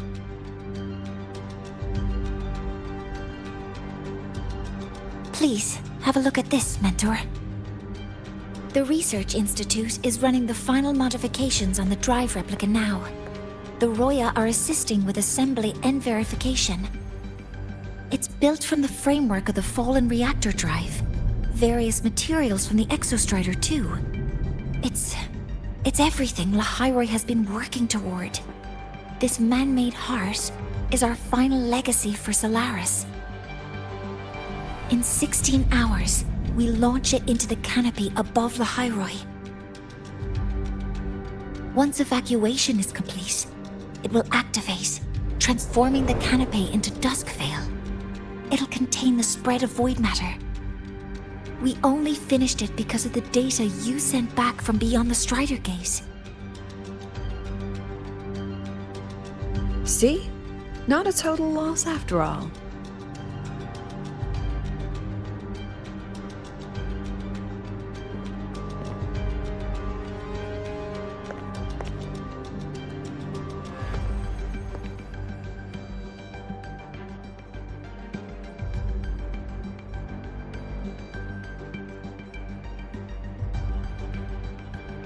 Thank you. All of you. About what I experienced beyond the gate. There's something I want to show you.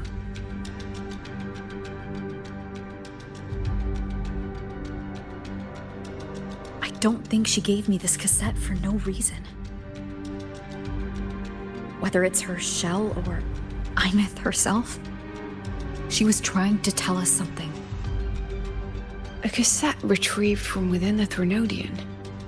Now that is intriguing. Professor Mournier, is the analyzer in the cassette depository still operational? We can head there now.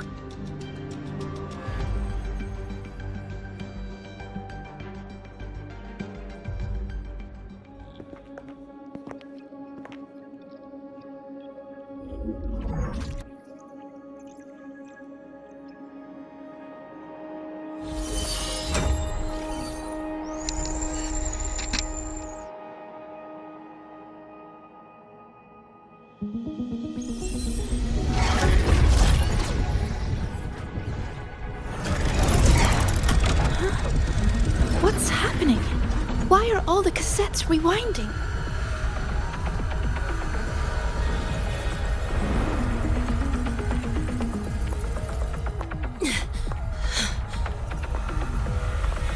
The whole server bank's going nuts. Every screen is flickering. Oh, the data volume is far beyond the cassette's capacity. It's as if thousands of people left their records in it.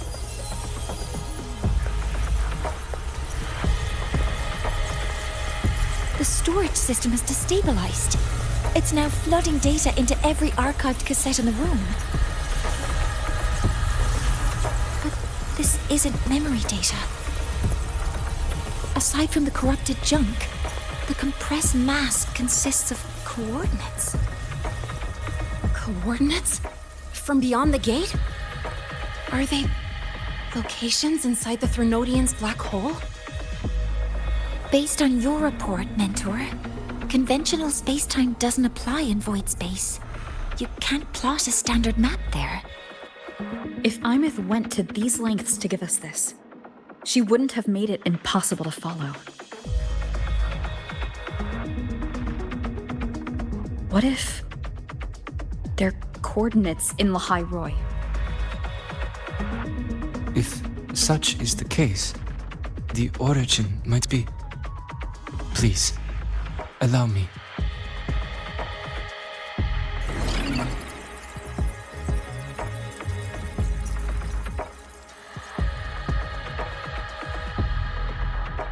A uniform format these coordinates share.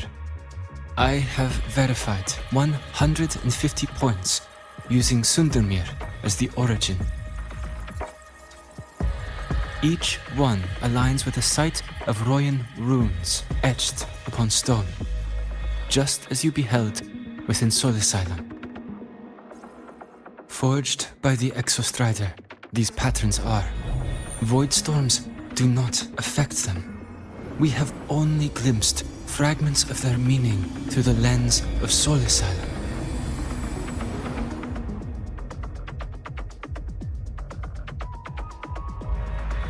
I see.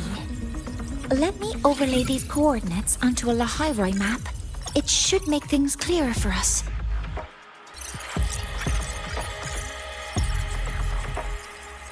Done. Using Sundermere as the origin, the distribution looks like this.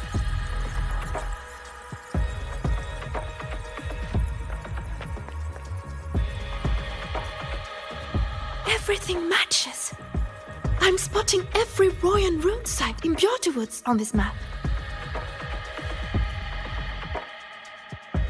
But what about the other coordinates? Wait, I know that spot. That's where the Void Storm hit at the start of all this.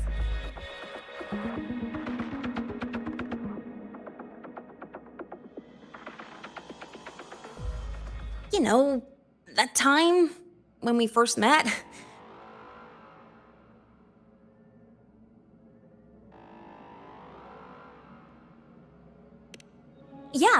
Yeah, that one. Void storms. If we reverse match the coordinates by transcription order... Then Royan runes could be marking every spot a Void Storm has ever hit.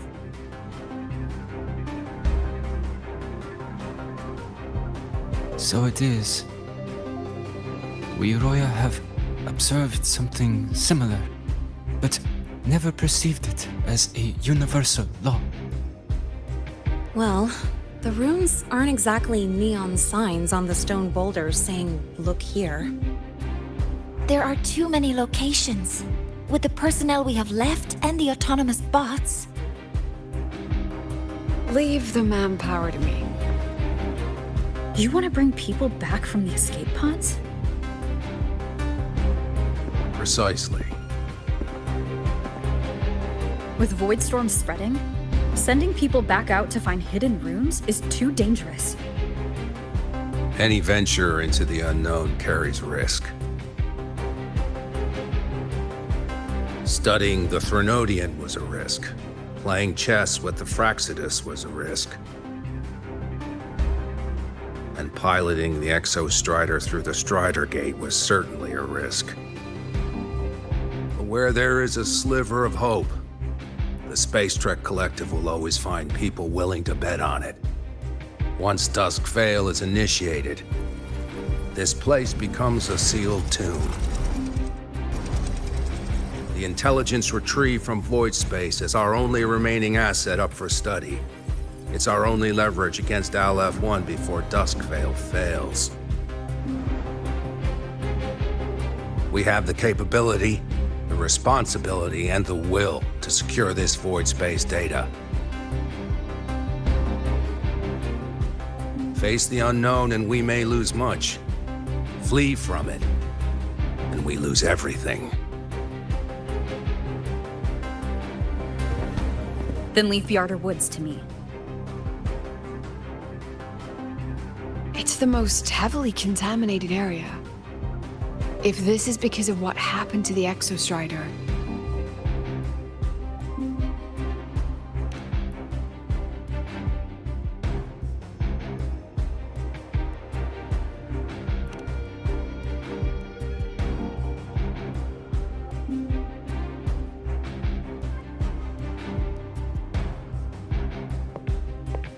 Then please give me your hand, Senior.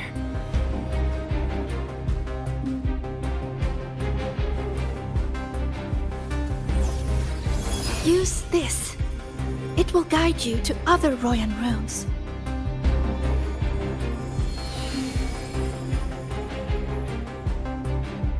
Oh, and take this one too. It's for protection. With it, you'll definitely come back safely.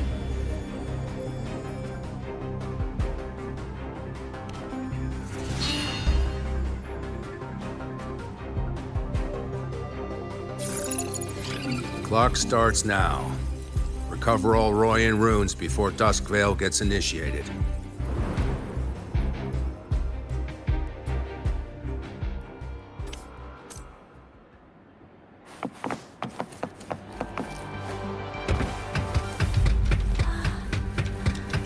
I'm splitting everyone into teams. They'll depart in waves according to... I'm splitting everyone into teams. They'll depart in waves...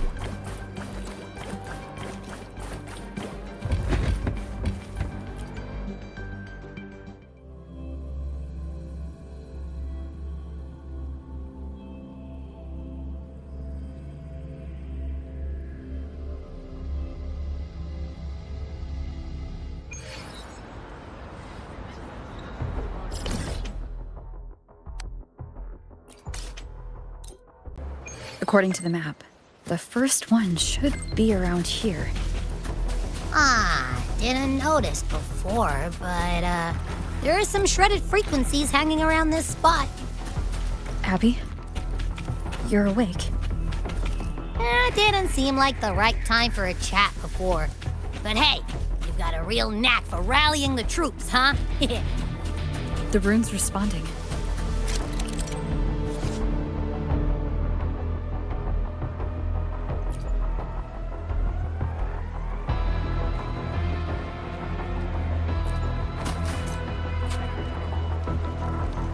Whoa, something's glowing over there. Those outer rune fragments. Line them up just right, and they might connect with the runes on the boulders. Let's try.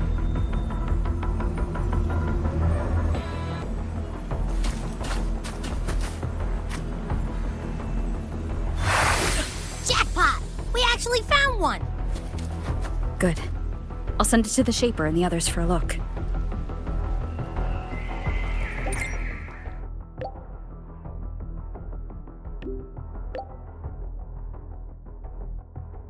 All right, on to the next rune.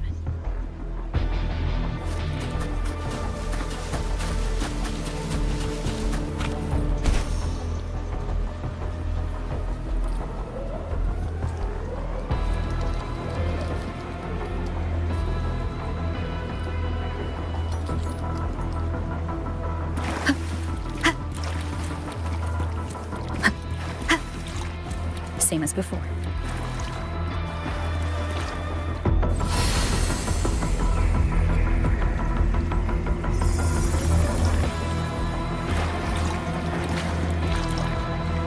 According to the mission details, there's still one left.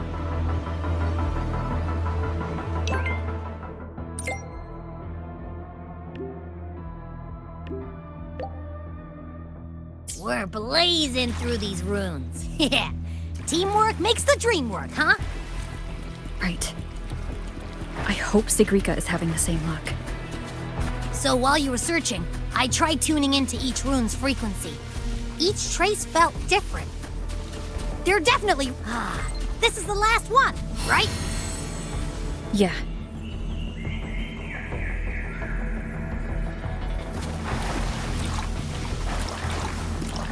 Done.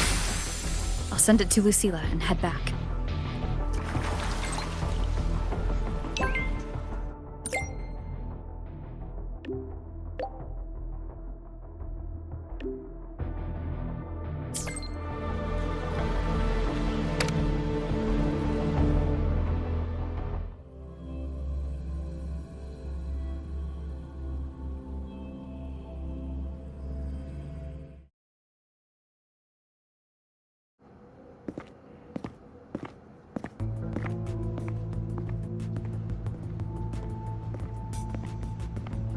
What's going on? Ah, Mentor, you're back. We've finished analyzing the runes, but their meaning still escapes us. As for the overlapping coordinates, we've run multiple standard decryption algorithms, but the results are contradictory.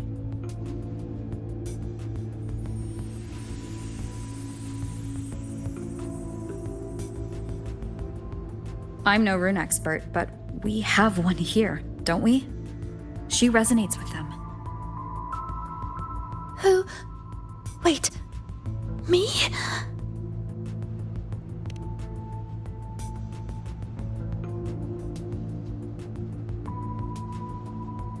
If you're asking me, these runes don't feel flat. They feel spherical. About this big. And these 2 points are relative. Like this. 3-dimensional coordinates. Orthographic projection. If we take the reactor drive's light data from the database as a depth layer and reconstruct it,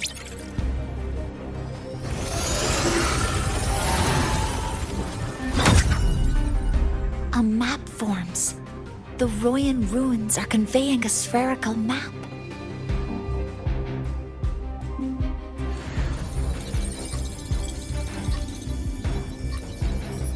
What are these 2 places? The one on the surface corresponds to the Strider Gate. As for the one at the center, there's too little data to confirm. But by geometric definition, it's the origin point of the entire map.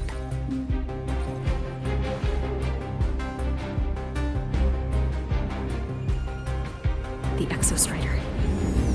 That must be where it is in void space. It's the only thing that could survive there. The lodestar Imeth was trying to show me. Contamination around the keystone is off the charts. We've got no viable spatial data. In other words, using the Strider Gate to get you to void space isn't an option. I remember Lucilla mentioning a sealed rift in the Deemer Plains. Yeah, right.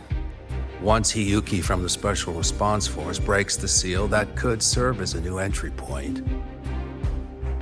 But without the Exostrider, are you suggesting crossing the Strider Gate and searching for it yourself?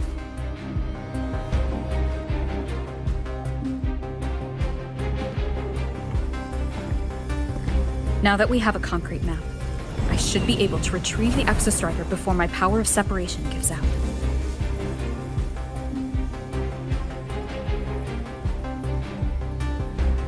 A compelling proposal. Hard to refuse. But don't forget the Exostrider is currently out of power. Finding it is one thing. Extracting it is another.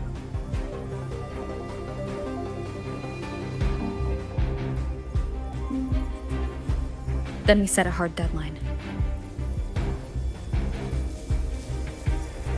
If I can transmit the Exostrider's coordinates to you before Duskvale initiates, then tell me you'll consider entrusting the drive replica to us. Consider, huh? So you're handing the choice to us?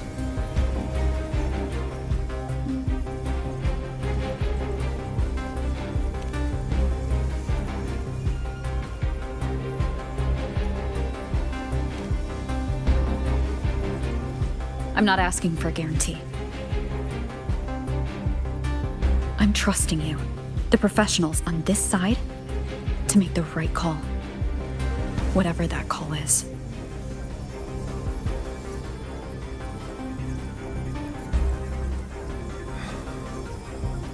The Exostrider's value justifies the risk. I agree to your proposal.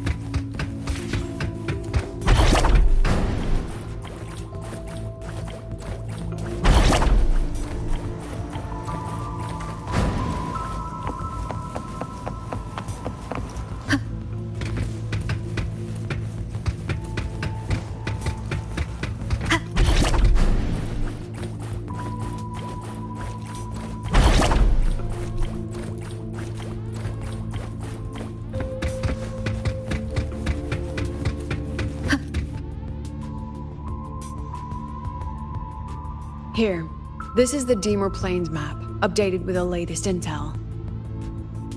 Be mindful of the contamination. It's not just the exoswarm or local life forms being affected. It's sealing off the terrain itself. That said, where there's a will, there's a workaround. Hiyuki found one, though took her some time. That Miko? Yes. She's been investigating the Deemer Plains in secret. You'll meet her there. She also asked me to tell you that she's run into the Fraxidus there, including the missing girl, Denia. Let's just say honesty is in her nature. She just thought you might want to know. Perhaps her way of showing she has no hidden agenda. Noted. I'll be leaving then.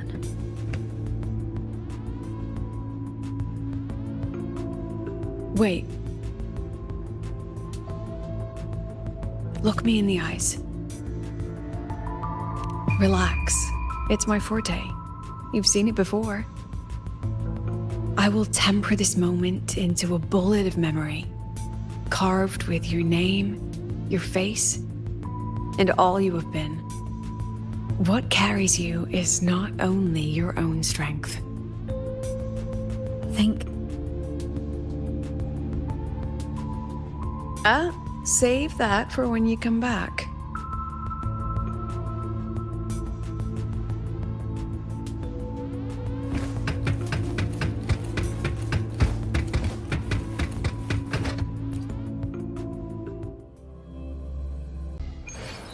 An entry point hidden in the Deemer Plains. Time to get to Bjarter Woods.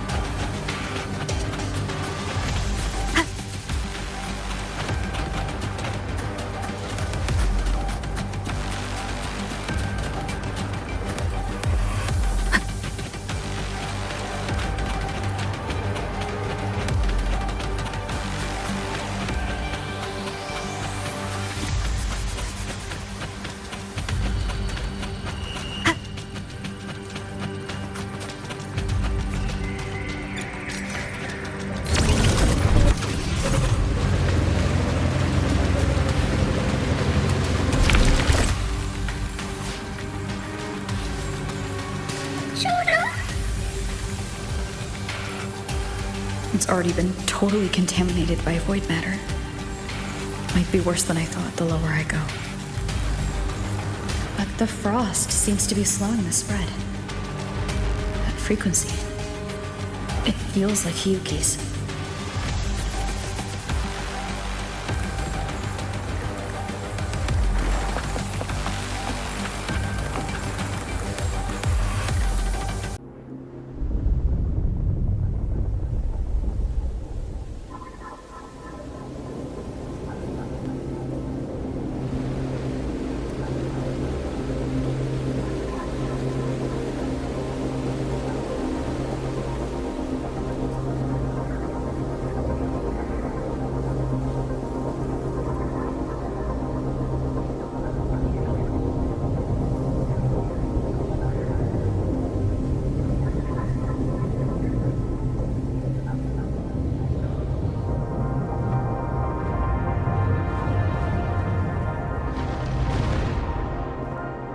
The void matter contamination is bad. It's not looking good for the Solaskin.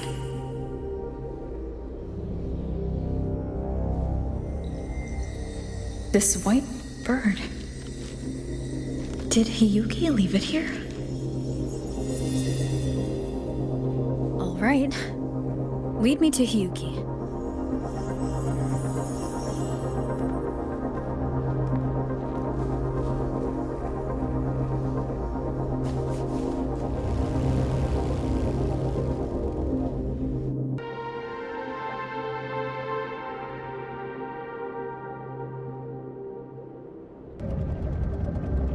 Where is it leading me?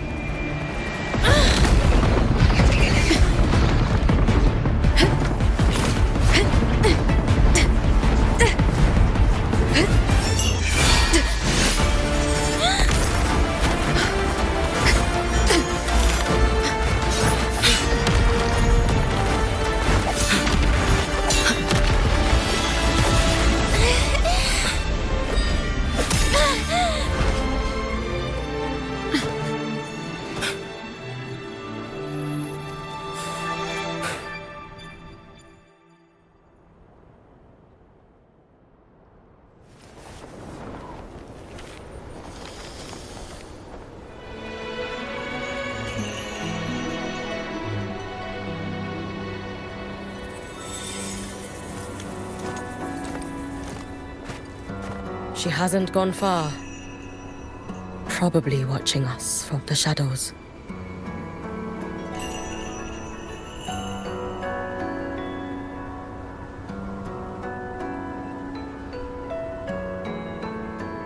She seemed like her grip is slipping. She was already like this when I last encountered her, shortly before the void matter surge.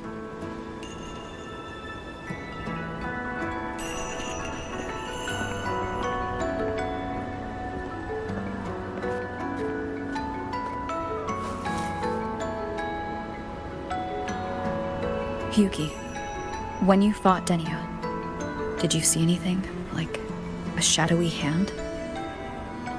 Yes. Then Denia was behind the incident beyond the Strider Gate. Could she also be responsible for the Academy's void matter surge? Lucilla contacted me. She said you intend to return beyond Strider Gate. The roads here have been swallowed by void matter. There is no direct passage. Lucilla must have told you of the rift that appeared over a decade ago. Thinking back now, That was likely the Fraxidus' doing. Luke said the Grand Architect caused that rift. That was what led to Imith's death in the simulator cockpit.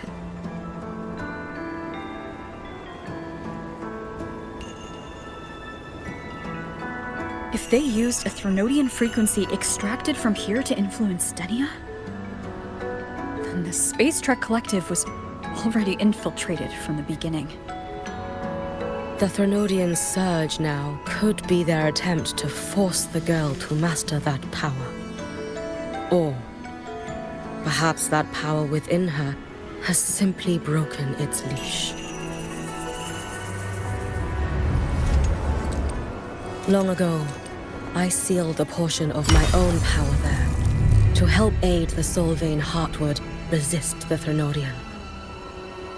Break the seal, and you will pass through the rift to reach the void matter depths beyond it.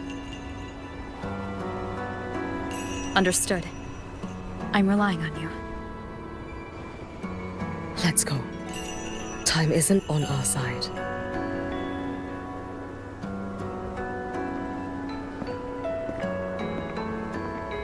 Savior, who has always walked with victory. This time, have you come to save Lahairoi?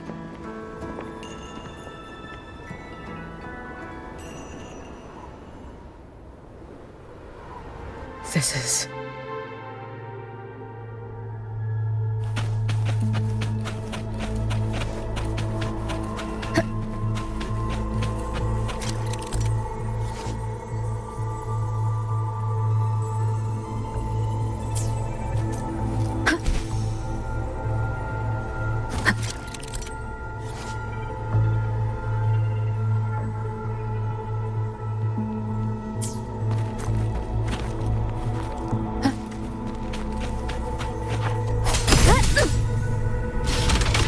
Is it trying to tell me something?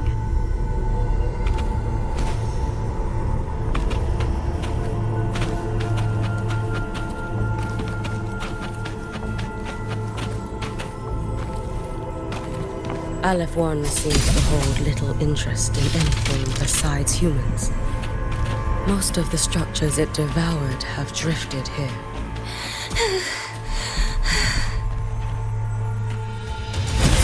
It's that girl. Be cautious. Stenia? Can you hear me? I will handle this.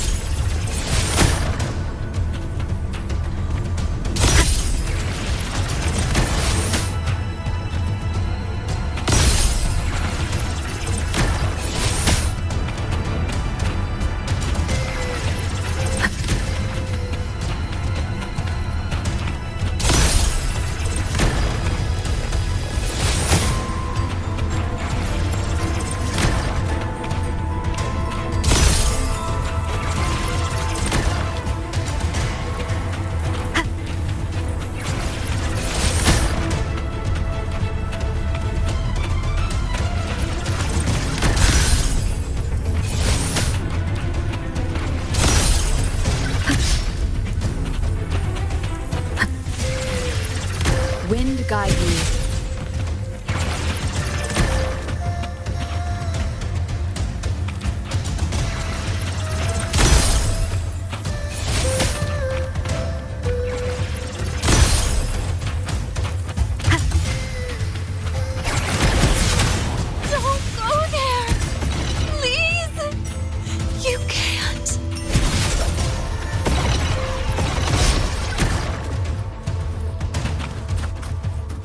Watch out!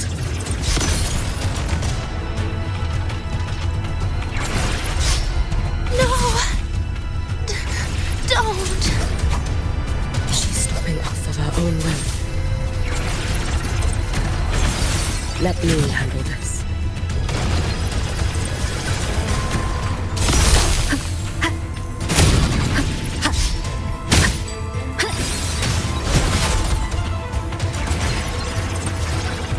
It's fine.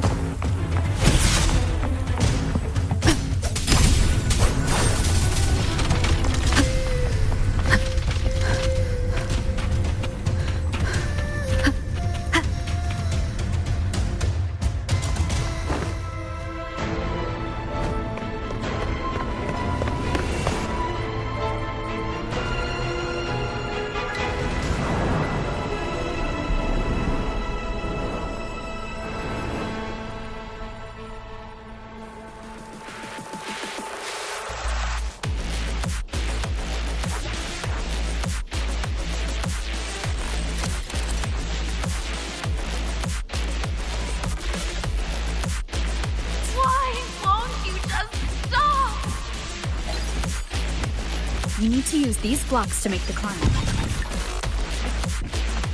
It will eat you.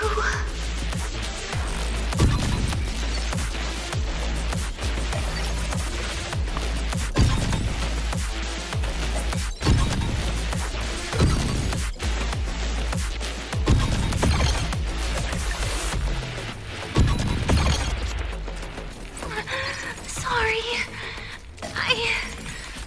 You really shouldn't go.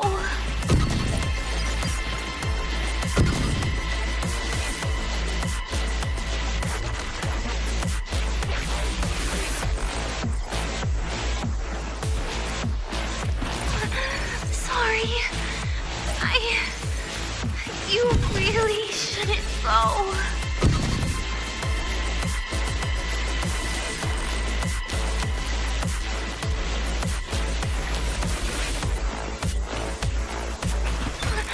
Sorry. You really shouldn't go.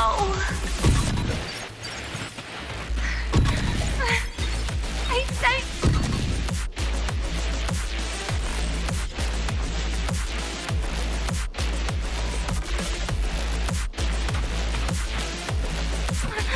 Sorry.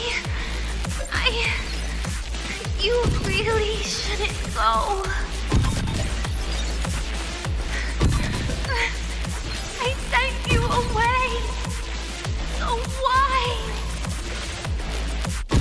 So it was you, Denia. The one who pushed me out of void space.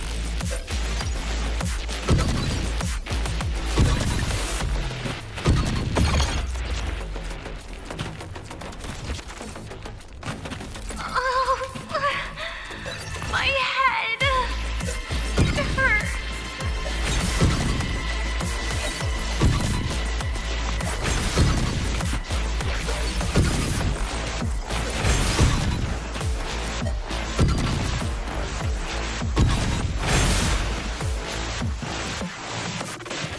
No.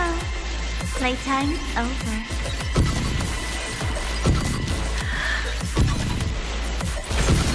Come back to me, sweet girl.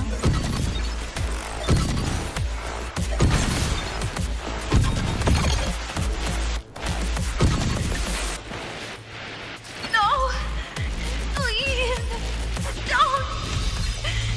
Don't eat me!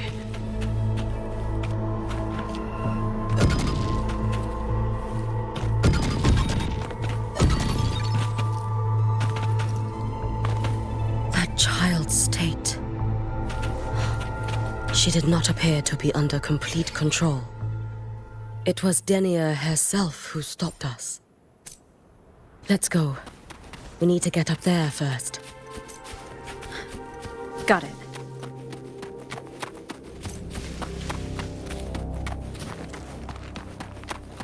Have you been watching over Denia here? Yes. After I sensed the Thenodians' breach.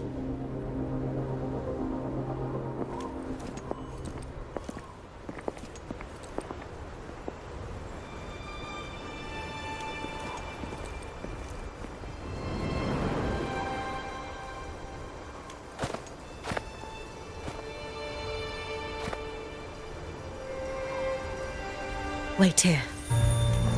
This seal is wrought from the future's tithe. To put it simply, I drew upon countless versions of my future self and anchored them here to suppress the void matter. To break the seal is to reclaim those futures. That task is mine alone. I understand. I'll leave it to you. There is one thing. With Aleph 1 active, I may not be able to restore this seal once it is broken. You choose the most perilous path at the most perilous time.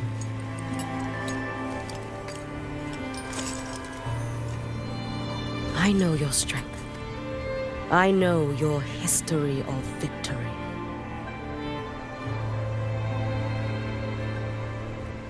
To take such a risk? Is it because you remain confident you will not fail? That you cannot lose to the Threnodians? No, I've failed before. I don't think anyone can win forever. If I'd never lost, maybe I'd still have my memories. I wouldn't need to start over, and Solaris would be free from the lament. I do this because I can. And because someone has to. And what if you fail?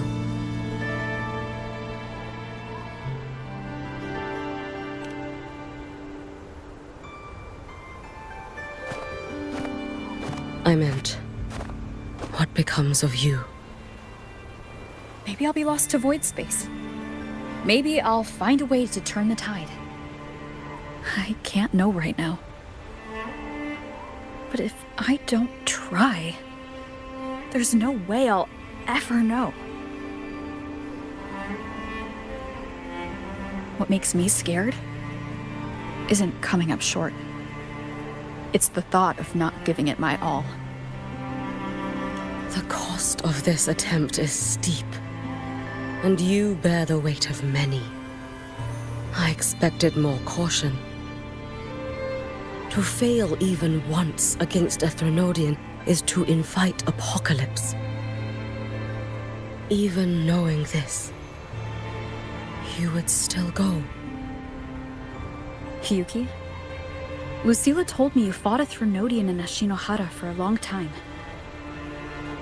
I don't know how you did it, but I can only imagine what it took to hold the line in a place already so destroyed. So, I'll ask you. Did you fight in Ashinohara because you were certain you would win? No. I was not. I never was. Then you understand why I'm doing this. You would make the same choice in my place. I see. I will attend to the seal of flaming Sakura. It will not take long.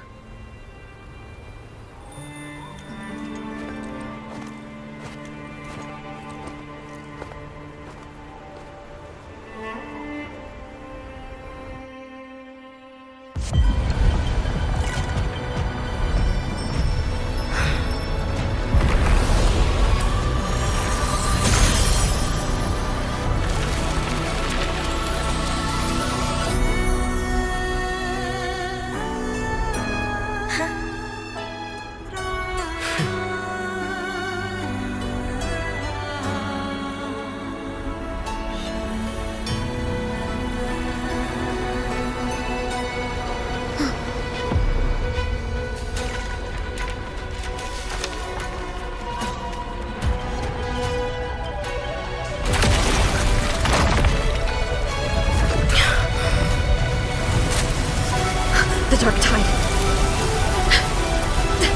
Hiyuki, let me help! No need.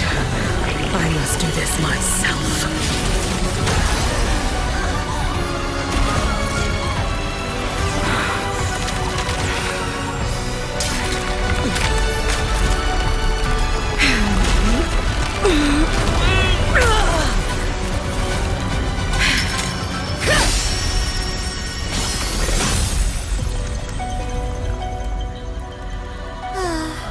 Why not choose the easier future?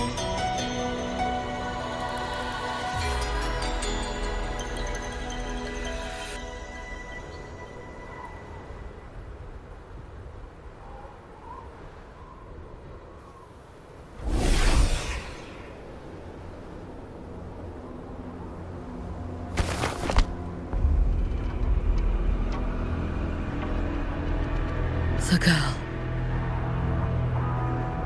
Oh, it's been a while, Miko of Flaming Sakura. And you as well, Rover. I burned my future as a Threnodian resonator. Your plan holds no meaning now. Every step in our dance has its purpose, Lady Miko. Our paths have crossed often, but in my design, this is our true introduction to each other. Because at last, I have a masterpiece, worthy of your attention. You infiltrated the collective for Denia and Hiyuki. You wanted Leviathan's power to merge them into one. Denia was always a Fraxidus creation. She's honored to be used as intended.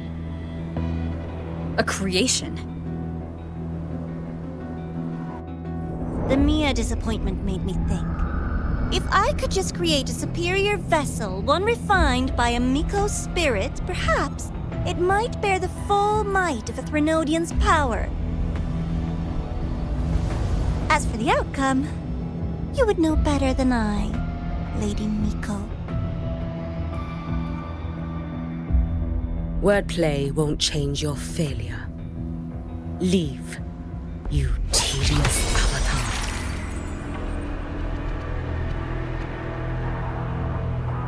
Failure? No. Listen, you two. I'm just showing Solaris another possibility. If we made one Denia, we can make another. And another. Until we hold a complete obedient Threnodian resonator in our hands. Your own borrowed future showed you that. A true Threnodian resonator will exist.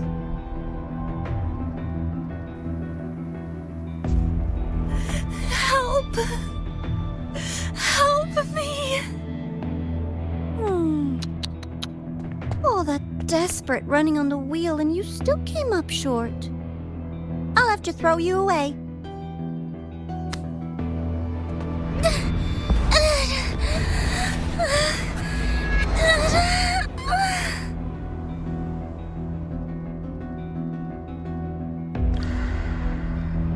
She can deny it all she likes, but the void in her heart is the same as Aleph One's.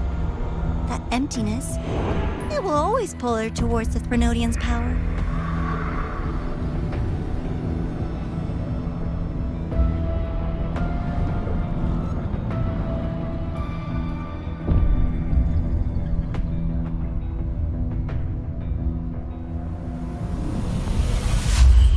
Chase her if you must. You do so love playing the savior, Rover. As for this avatar, I'll spare you the trouble.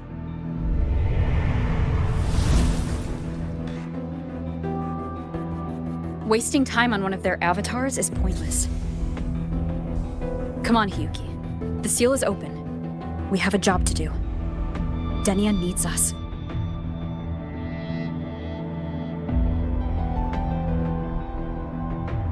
If you wish, I can tell you about my history with the Fraxidus.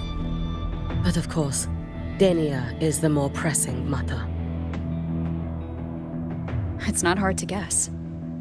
The Grand Architect wanted your power as the Miko of Flaming Sakura, didn't they? But like you said, you burned that one future as a Threnodian resonator. You can be done with them.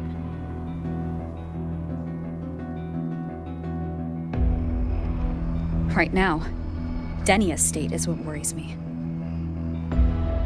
I fear that child may already be.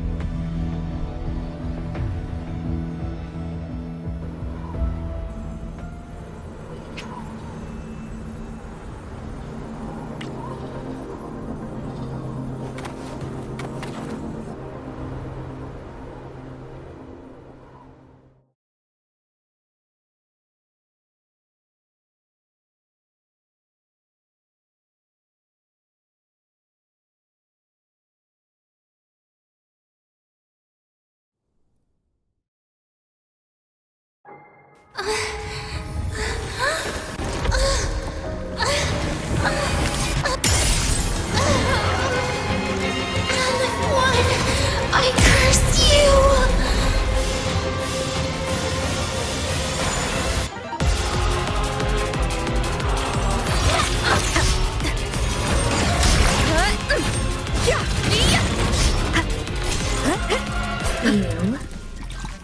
Racetrack Collective. All this running around for nothing. Wind rises! Hopefully this helps. Tempest of slashes. No! Your days are numbered. You should have run. Lend me your strength.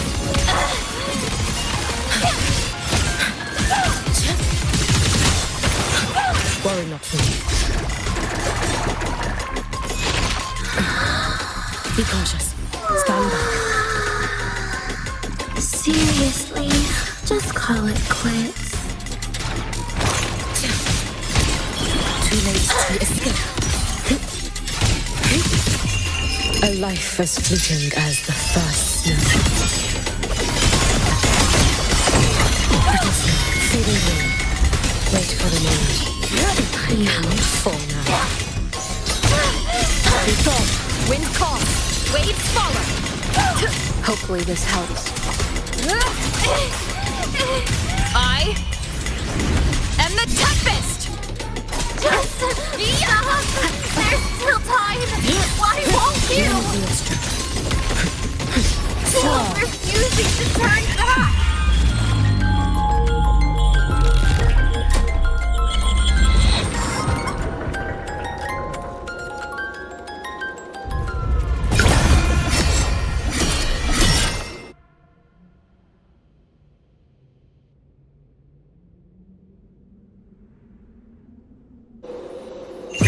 May the Sakura incinerate.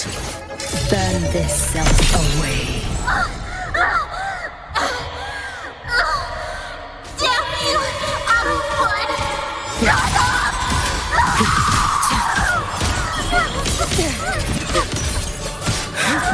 Take your final dive into Naraka.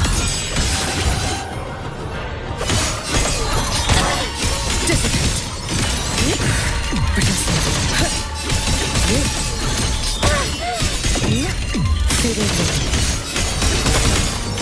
Wind calm. Waves follow. Hopefully this helps. The wicked will face judgment. Waves rise. Judgment strikes. You can trust me.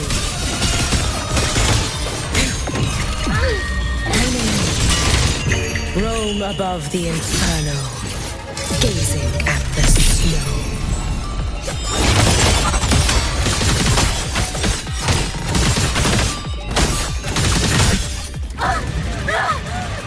This is all pointless!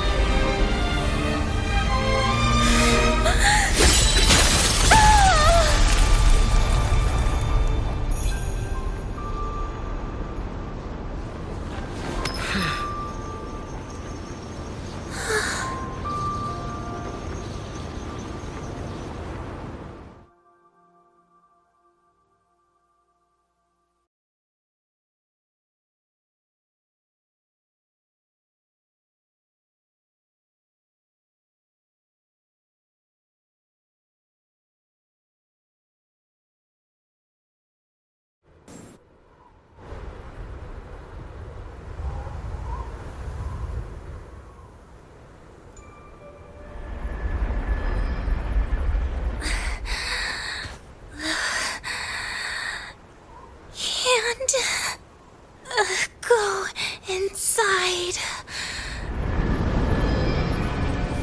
Rest now. Do not worry. The void matter frequency within her has weakened. She will recover.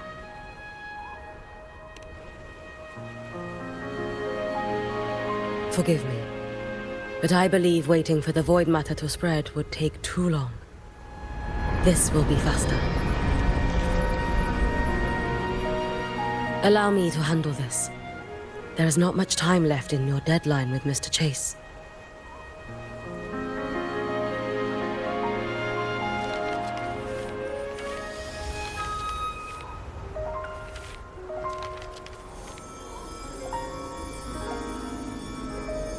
My Shiratori can guide you through void matter, but the concentrations here go beyond its strength.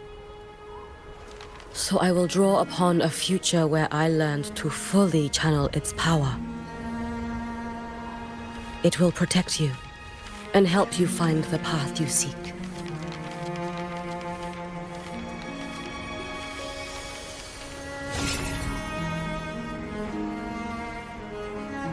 The rest is yours to face. Thank you, Hiyuki.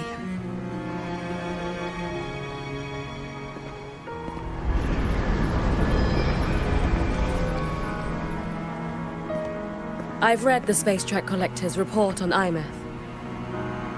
She wrote that her intention is saving the world. Lucilla said you are her family. I suppose you must be the reason she held that vision.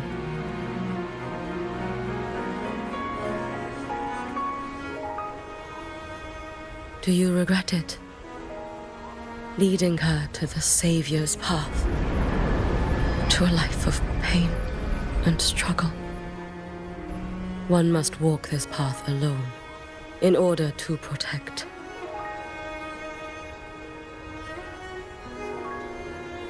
And those who walk it out of admiration will lose themselves in the mire. No, Hiyuki. I don't seek Imeth to confess my regrets. I want to find her, so I can tell her. I hope to make you proud. I hope I haven't let you down. I've always been proud of her. She chose to walk this path with me, so I know I'm not alone. Should I ever fail, I know there will be someone who will continue to protect Solaris. With your extraordinary strength, that is indeed possible. But for those who are too weak to save others, there is only futility waiting at the end. As I learned when I failed to save Ashinohara. All I can do now is hold my Sutsu tightly to ensure that after Hiyuki, there will be no more Miko of Flaming Sakura. That is all that remains.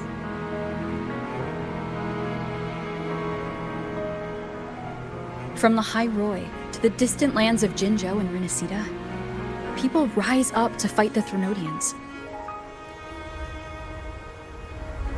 I've been part of that fight. But to pretend I'm the only reason they're standing? That everything fails if I do? That's arrogance. It's an insult to everyone else choosing to stand their ground.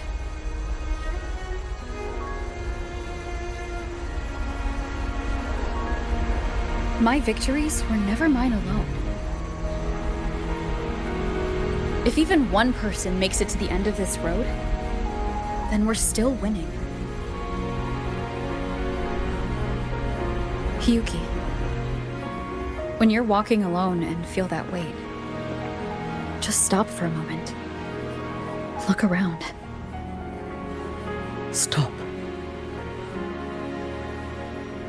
You'll see that there are people who draw strength from you. People out there who are proud of you. And when you finally reach the end of your journey, you'll know it was never futile.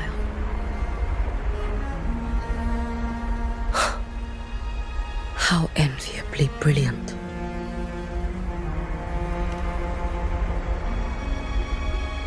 It is nothing. I will tell you when you return. All right. I'll be back soon. I will hold the line here until Duskvale initiates. I will wait for you. Together. With everyone.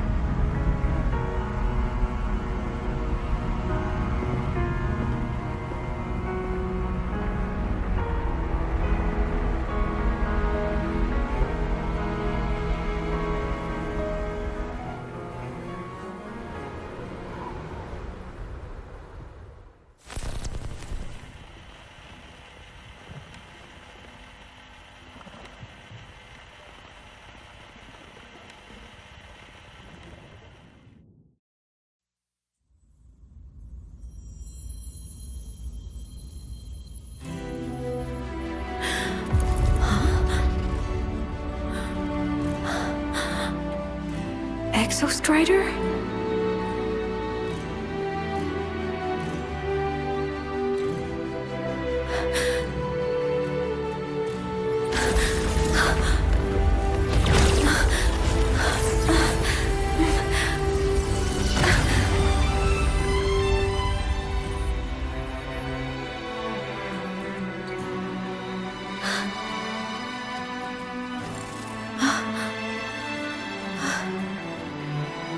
Someone consumed by void matter. Come here. The Exostrider's power is nearly spent, but I'll do my best to protect you.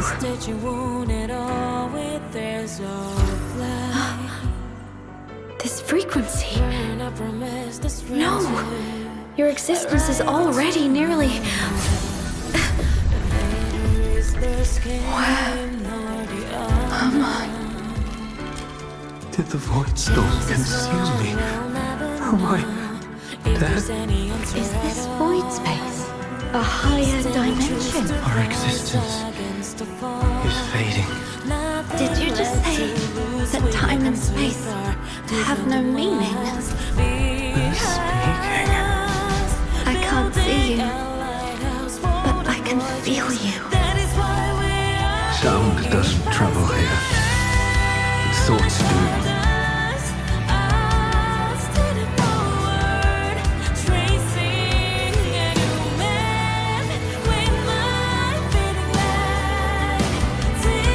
The Exostrider?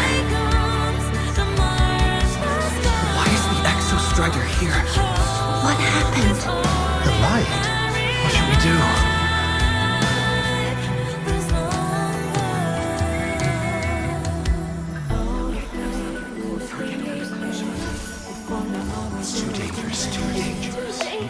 What are you doing? This is meaningless. That's enough. It's futile. Our lives already ended in the void. I heard the Exostrider's cry for help. I want to find it. Time and space don't mean a thing. We'll never reach it. I know what the Exostrider means to the High Boy, but This is meaningless. You want to give save up. it? How? It's futile. But we made it to the stars to reach for the unknown, didn't we?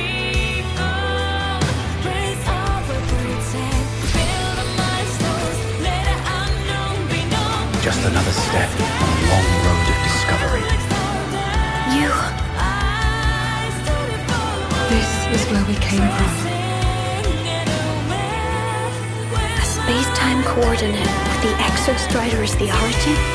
But that's impossible inside a black hole.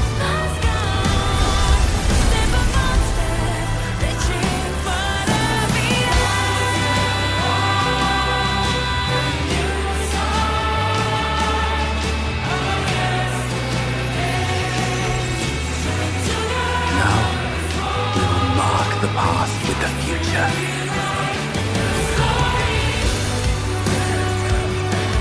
Thank you. You charted the unknown with your lives. I'll make sure it's not in vain.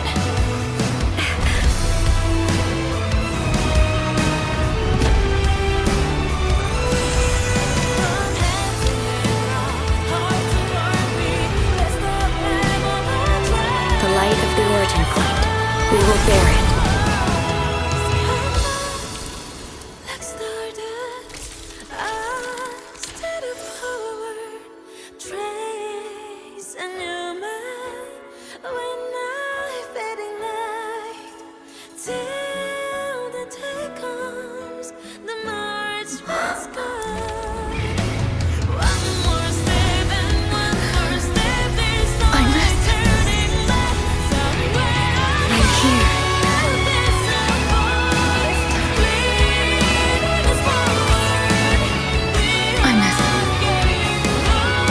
Drive replica here. It's the heart they built for the Exostrider. Don't worry. This time, we'll save the world together. Okay. I'll bring you back humanity's hope.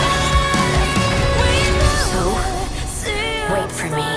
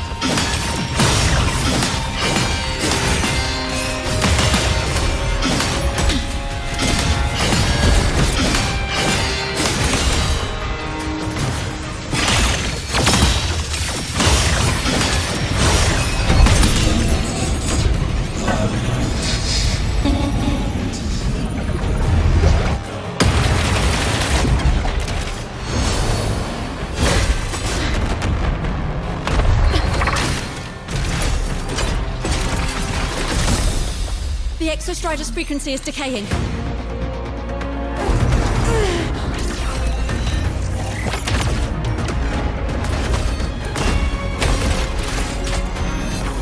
reading is about to flatline. Status on the drive replica. Almost ready. We just need the calibration data now.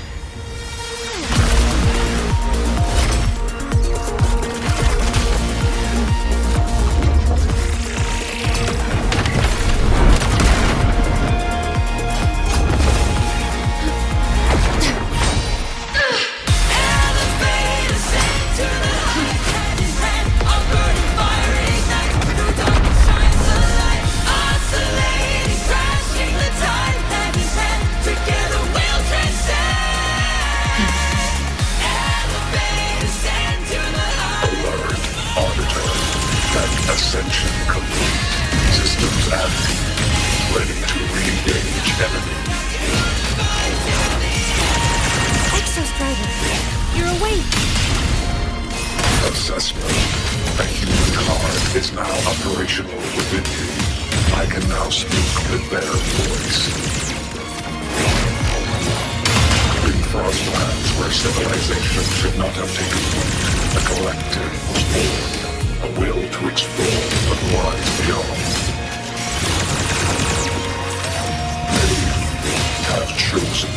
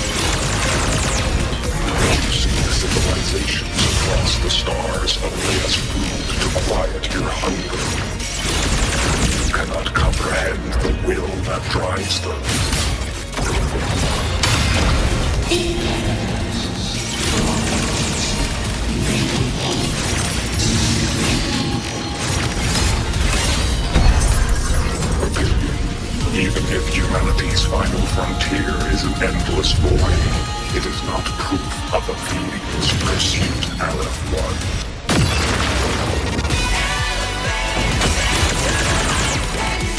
Disintegrate. Execute.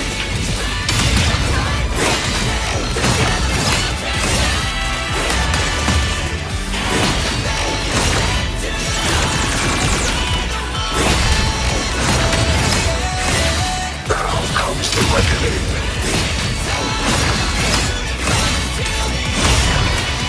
Verdict. Downfall.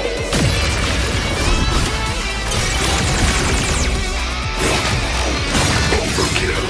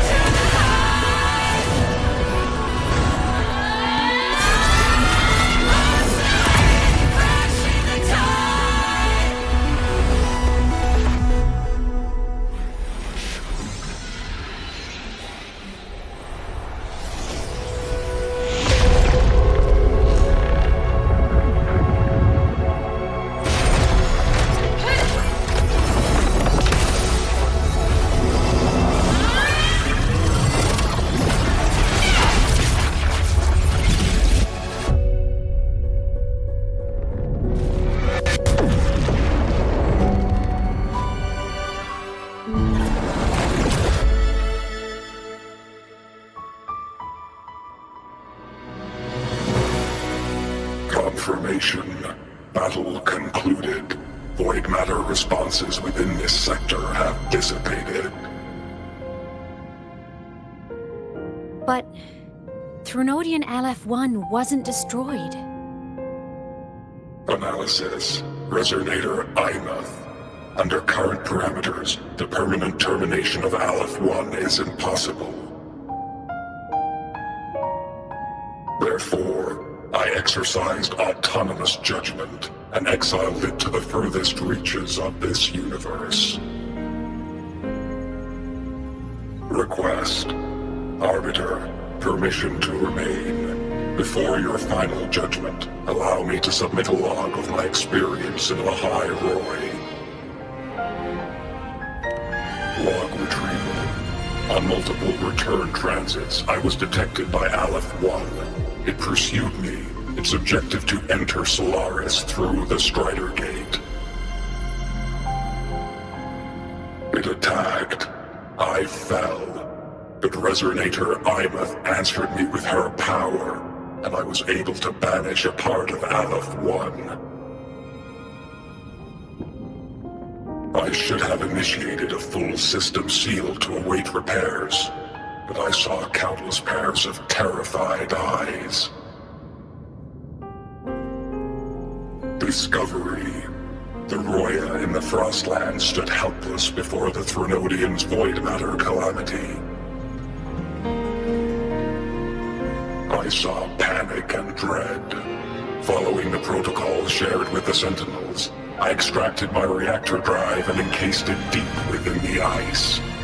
Then I powered down to slumber. Exception. A momentary reactivation occurred. Resonator Imeth resonated with me a second time. She required my power to mend the Strider Gate rift. I complied. That was when I became a digital ghost. But was that the second time we resonated? Or the first? Initial assessment. Upon reactivation, standard procedure was to request your retreat. Direct engagement with Aleph 1 was a tactical irrationality. But the human heart granted me a voice. The will of this civilization gave me the strength to stand with you. Component analysis. This drive replica forged by humans is crude and fragile compared to my original drive. I can feel each one of its pulse cycles, violent, eroding itself with every beat. The shrill, grating friction of wear. This is the first time I have ever heard myself. A heartbeat bestowed upon me by them. With this heart installed, I have acquired capabilities previously undocumented outside the Sentinel Mech series. Projection. Given Threnodian Aleph 1's abilities, we must assume it retains the capacity to return. Once the Strider Gate is fully sealed, I will remain on this side as its guardian. I will bar its re-entry into Solaris. Request. Arbiter, I was born from humanity's hope. Please permit me to remain here and protect them until this heart ceases to beat. Query. Resonator Imeth, are you willing to accept a portion of my power? When I first arrived in Lahai Roy, your assistance allowed me to seal the Threnodian beyond the Strider Gate. Your current state is a consequence for which I bear responsibility. While I slumbered, you safeguarded Lahai Roy in my stead. Now, the death that once drew near has been severed. Henceforth, your companion will be an enduring life. Summary. I am experiencing the state defined as guilt. Oh, Exostrider, you're really wearing your heart on your sleeve, aren't you? But hey, I chose this path myself. Made my peace where it ends a long time ago. As for your question, this savior's got a career to uphold. Gotta level up if I'm gonna keep kicking bad guy butt, right? So your power? Hell yeah, I'll take it. Authorization. Resonator Imouth's agreement confirmed. Synchronization limit removed. Commencing resonance. Suggestion. Don't you dare feel guilty. Thank you for living up to my hopes. So, let's make our goodbye a happy one, okay? Detection. Arbiter, you have brought your cassette. Proposal. Please allow me to take it. I wish to burn a frequency onto the tape for you to return to Lahai Roy. Briefing. While traversing the stars at high velocity, my trajectory once intersected with a slow-moving probe. Its hull was marked with Solaris script. Its launch date is estimated to have occurred a long time ago. I intercepted and recorded the signal it has been continuously transmitting to Solaris. Its name is the Far Watcher. Objective. I wish to offer this recording as a gift to the people of Lahai Roy. Status. Strider Gate closure imminent. Preparing to return the Arbiter and Resonator to Lahai Roy. Query. One last thing, Arbiter. Will you permit me to alter my designation to bear the name Lahai? Designation change complete. Thank you, Arbiter. Valediction. Farewell, Arbiter. Please deliver my temporary goodbye to the people who forged this heart. Prediction. We will meet again in the boundless sea of stars.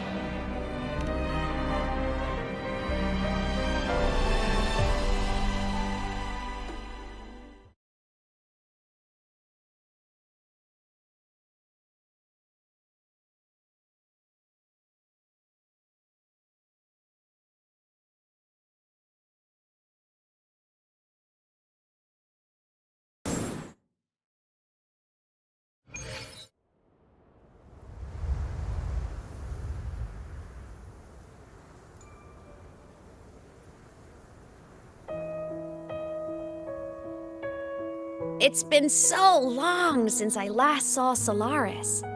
Feels weirdly nostalgic. Now that Aleph 1's been kicked to the cosmic curb, Lahai Roy can finally breathe easy.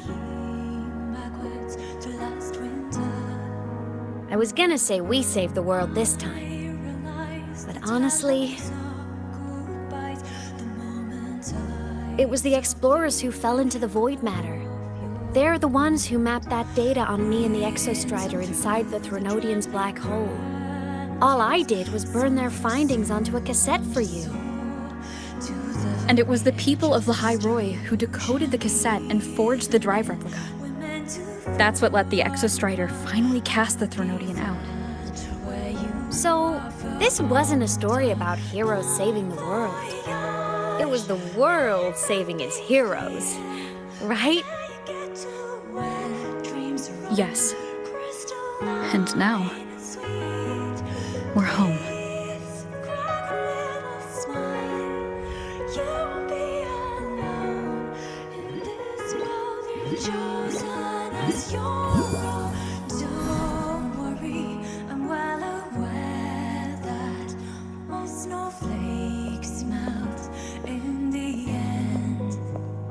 You're back. Yeah. I'm back now.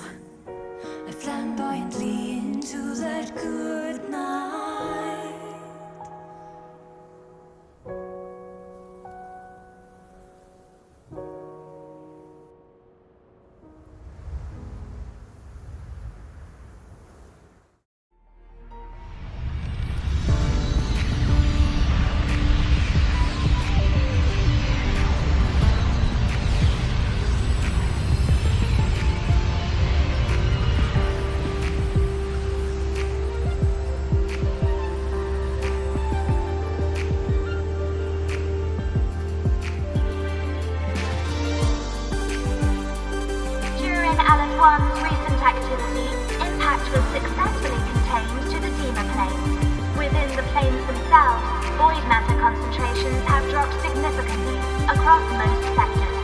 Monitoring data from the Space Trek Collective confirms that Threnodian markers within the region of the Hyroi have now fallen to near zero levels. Exostrider activity has fully ceased. However, related research into its technology will continue. Research units deployed by Starlights Academy have successfully neutralized all anomalous constructs activated by the Threnodians across the Hyroi. The experience gained through this mission will carry forward.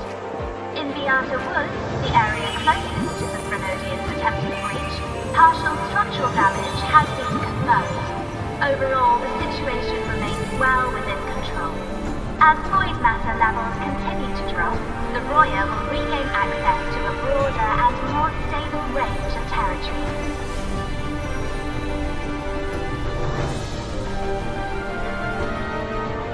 Once shrouded in void matter, the Hyroi now stands restored. This was made possible by the choice of every last explorer. The road ahead is vast. We will reach the stars. And then we'll keep going.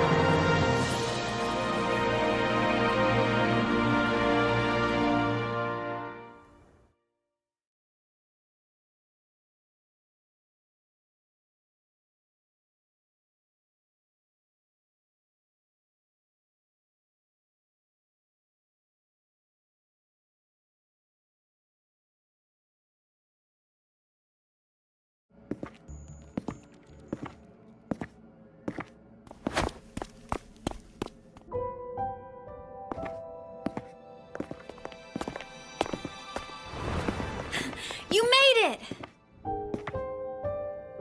Turns out, decoding what the Exostrider burned into your cassette was way tougher than the Institute thought. They only just finished today. Over here! Everyone's waiting for you.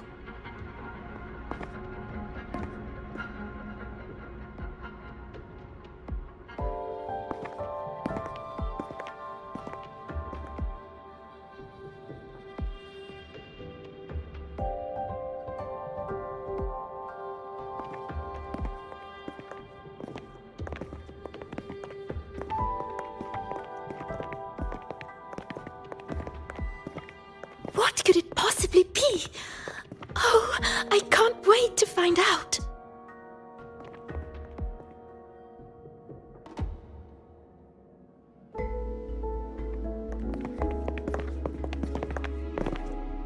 The Far Watcher. I have to admit, I was genuinely surprised when you handed me this tape and said that name. You said it was one of the 9 interstellar space probes launched before the etheric sea engulfed Solaris. Correct. The 9 stars on the Space Trek Collective's emblem represent those probes. Ever since then, Solaris never received another signal from them. Not a single one. Until today. Professor Mornier, you may begin playback.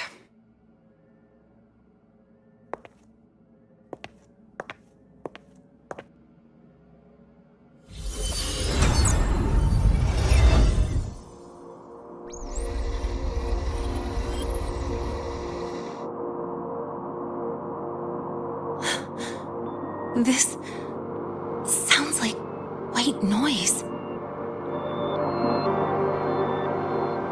Judging by the cassette's data, they're sounds the Far Watcher recorded while drifting through different galaxies. Sounds that have been lost to us for centuries. Silenced by the etheric sea. So that's why the Exostrider wanted to give these recordings to the explorers of Hyroi today.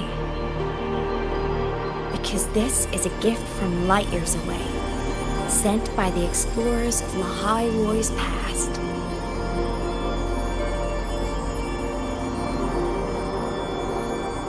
Echoes from a sea of stars.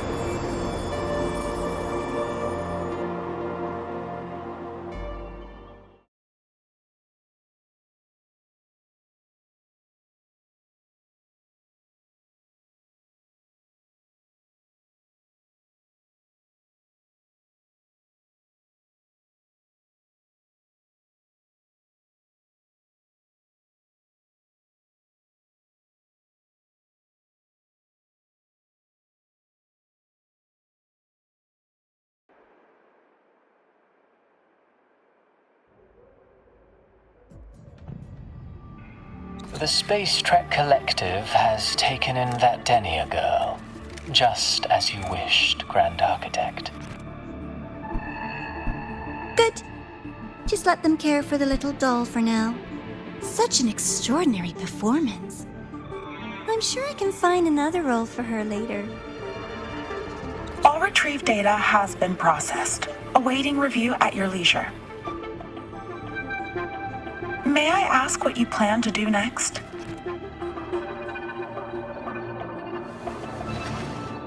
Plans are progressing everywhere, it seems. I've dallied in Lahairoi long enough. Time to stretch my legs.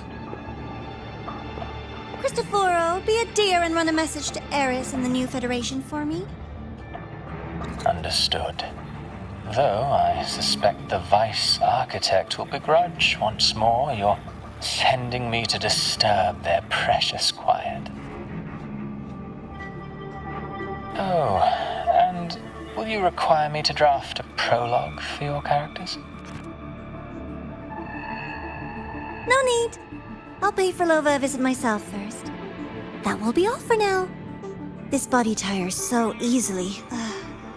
Remember to give her a silent ending.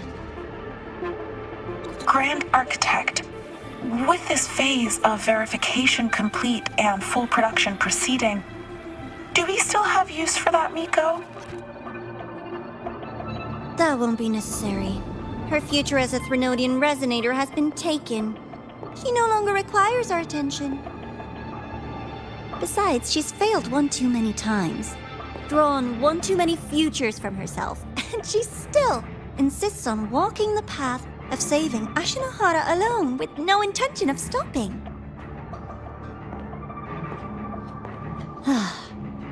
Every step she takes only deepens that obsession. After countless cycles of failure, she too will be reduced to ashes by her own vow, just like her sister. That reminds me. Zashiki Warashi has brought us some rather interesting news.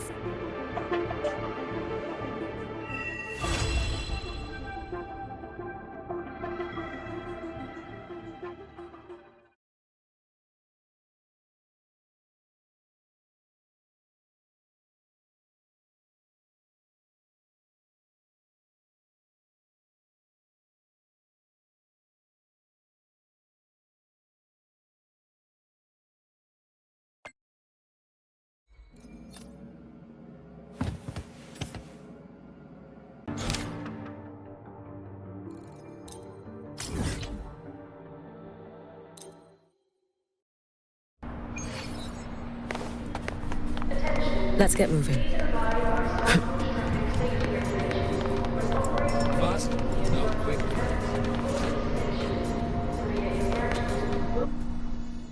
Hyokuro must be just ahead.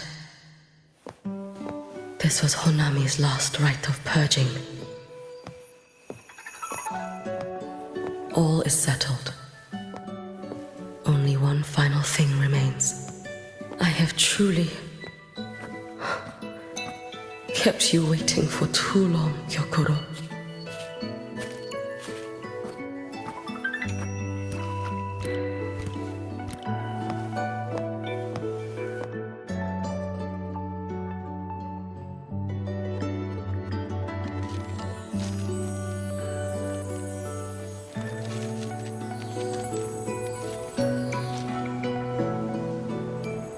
Finally came to see me.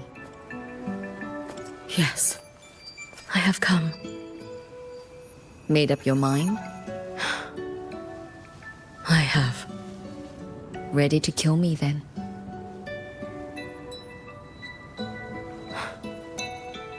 Yes. Oh, has my little Hiyuki grown so confident that she can best me without even drawing her blade? Now, don't forget who taught the Miko of Eternal Flaming Sakura. Can't show a little respect to your elder? You call what you did to me teaching, Hyokuro?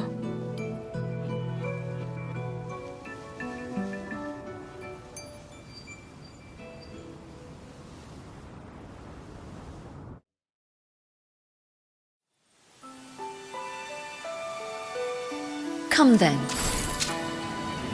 Miko of Eternal Flaming Sakura.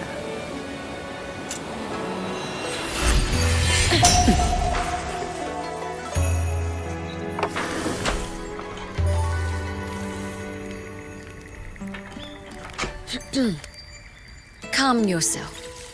A restless heart makes for unsteady hands.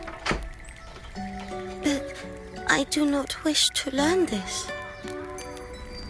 Then what do you wish to learn?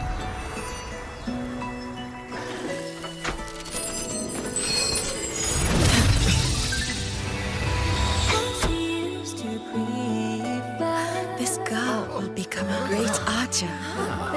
No, look at her hands. There are swordsman's hands.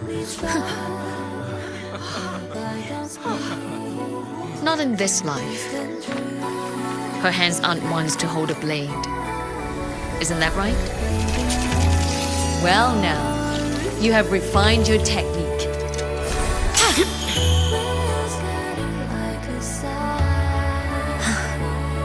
Hiyuki, do not let the Sutsu bind your fate.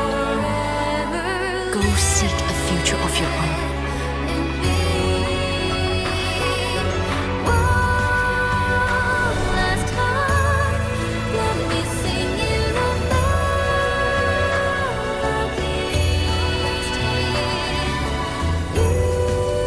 Focus, Hiyuki. Survive this strike and reach your tomorrow.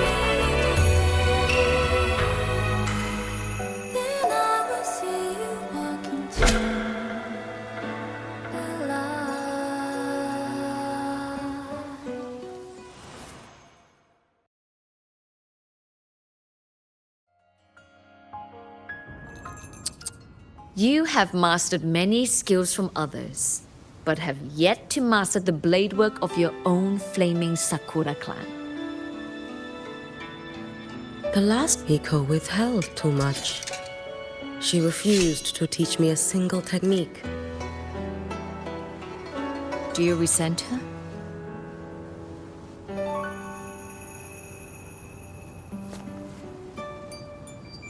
I do. Even now? Every moment.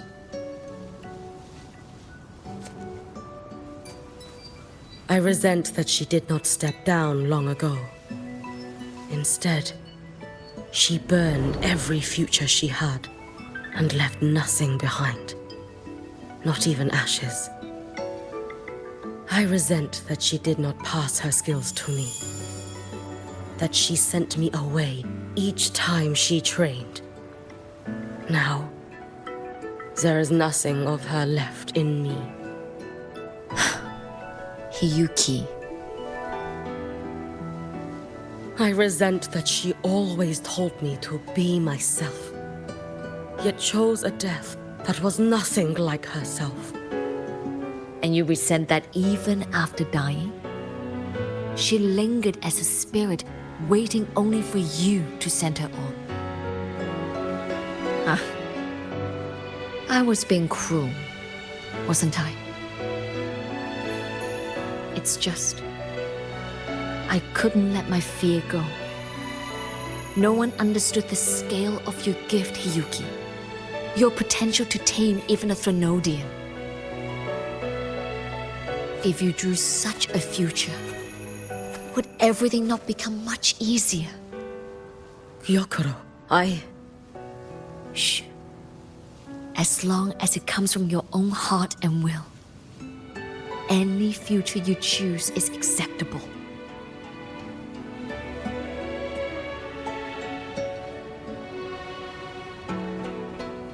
But if our little Hiyuki truly became a Threnodium resonator, well, I'd have no choice but to follow family law and send us both on our way.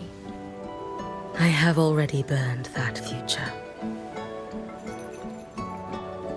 I accepted the Sutsu of my own will. I chose to become the Miko of Flaming Sakura. I know why you refused to teach me your swordsmanship. You never wanted there to be another Miko after you.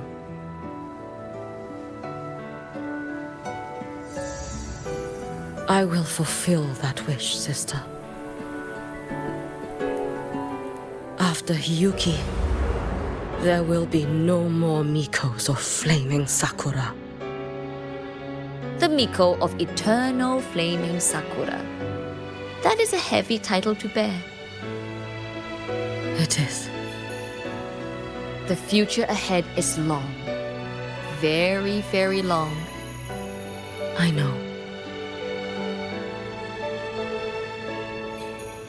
Through the Sutsu, we draw strength from countless possible futures. But each time you do, you see yourself draw closer to Miko's destined end. A future burned to cinders, leaving nothing behind.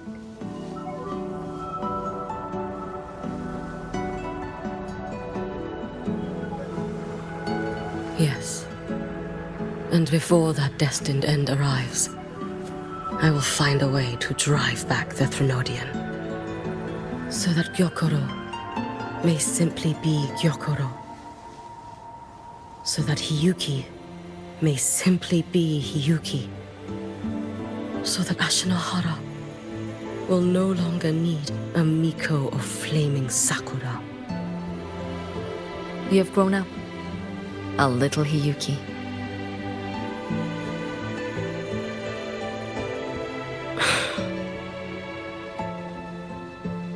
I met someone, sister. Unlike me, who failed Ashinohara. She always finds a way to save. That must be difficult for you to bear, little Hiyuki. Yes. At first, it was. Hearing tales of her exploits, I felt a deep admiration. No, perhaps it was closer to jealousy.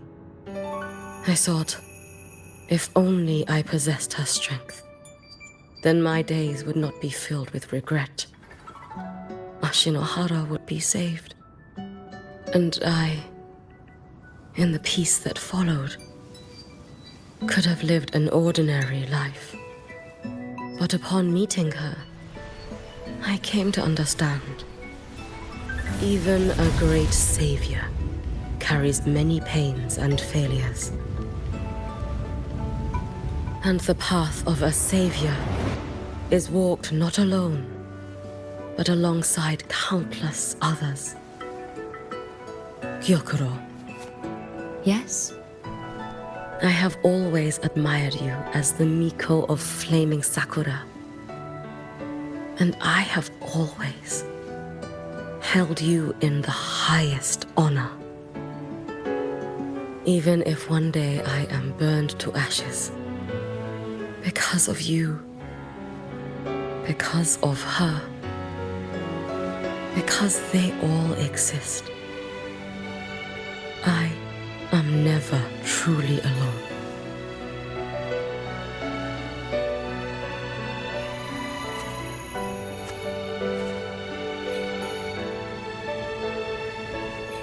I take great pride in you too.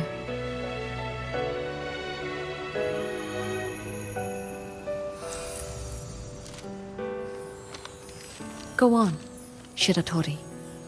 Fly to where your heart desires. May the day come when you, too, step into spring as freely as anyone in this world.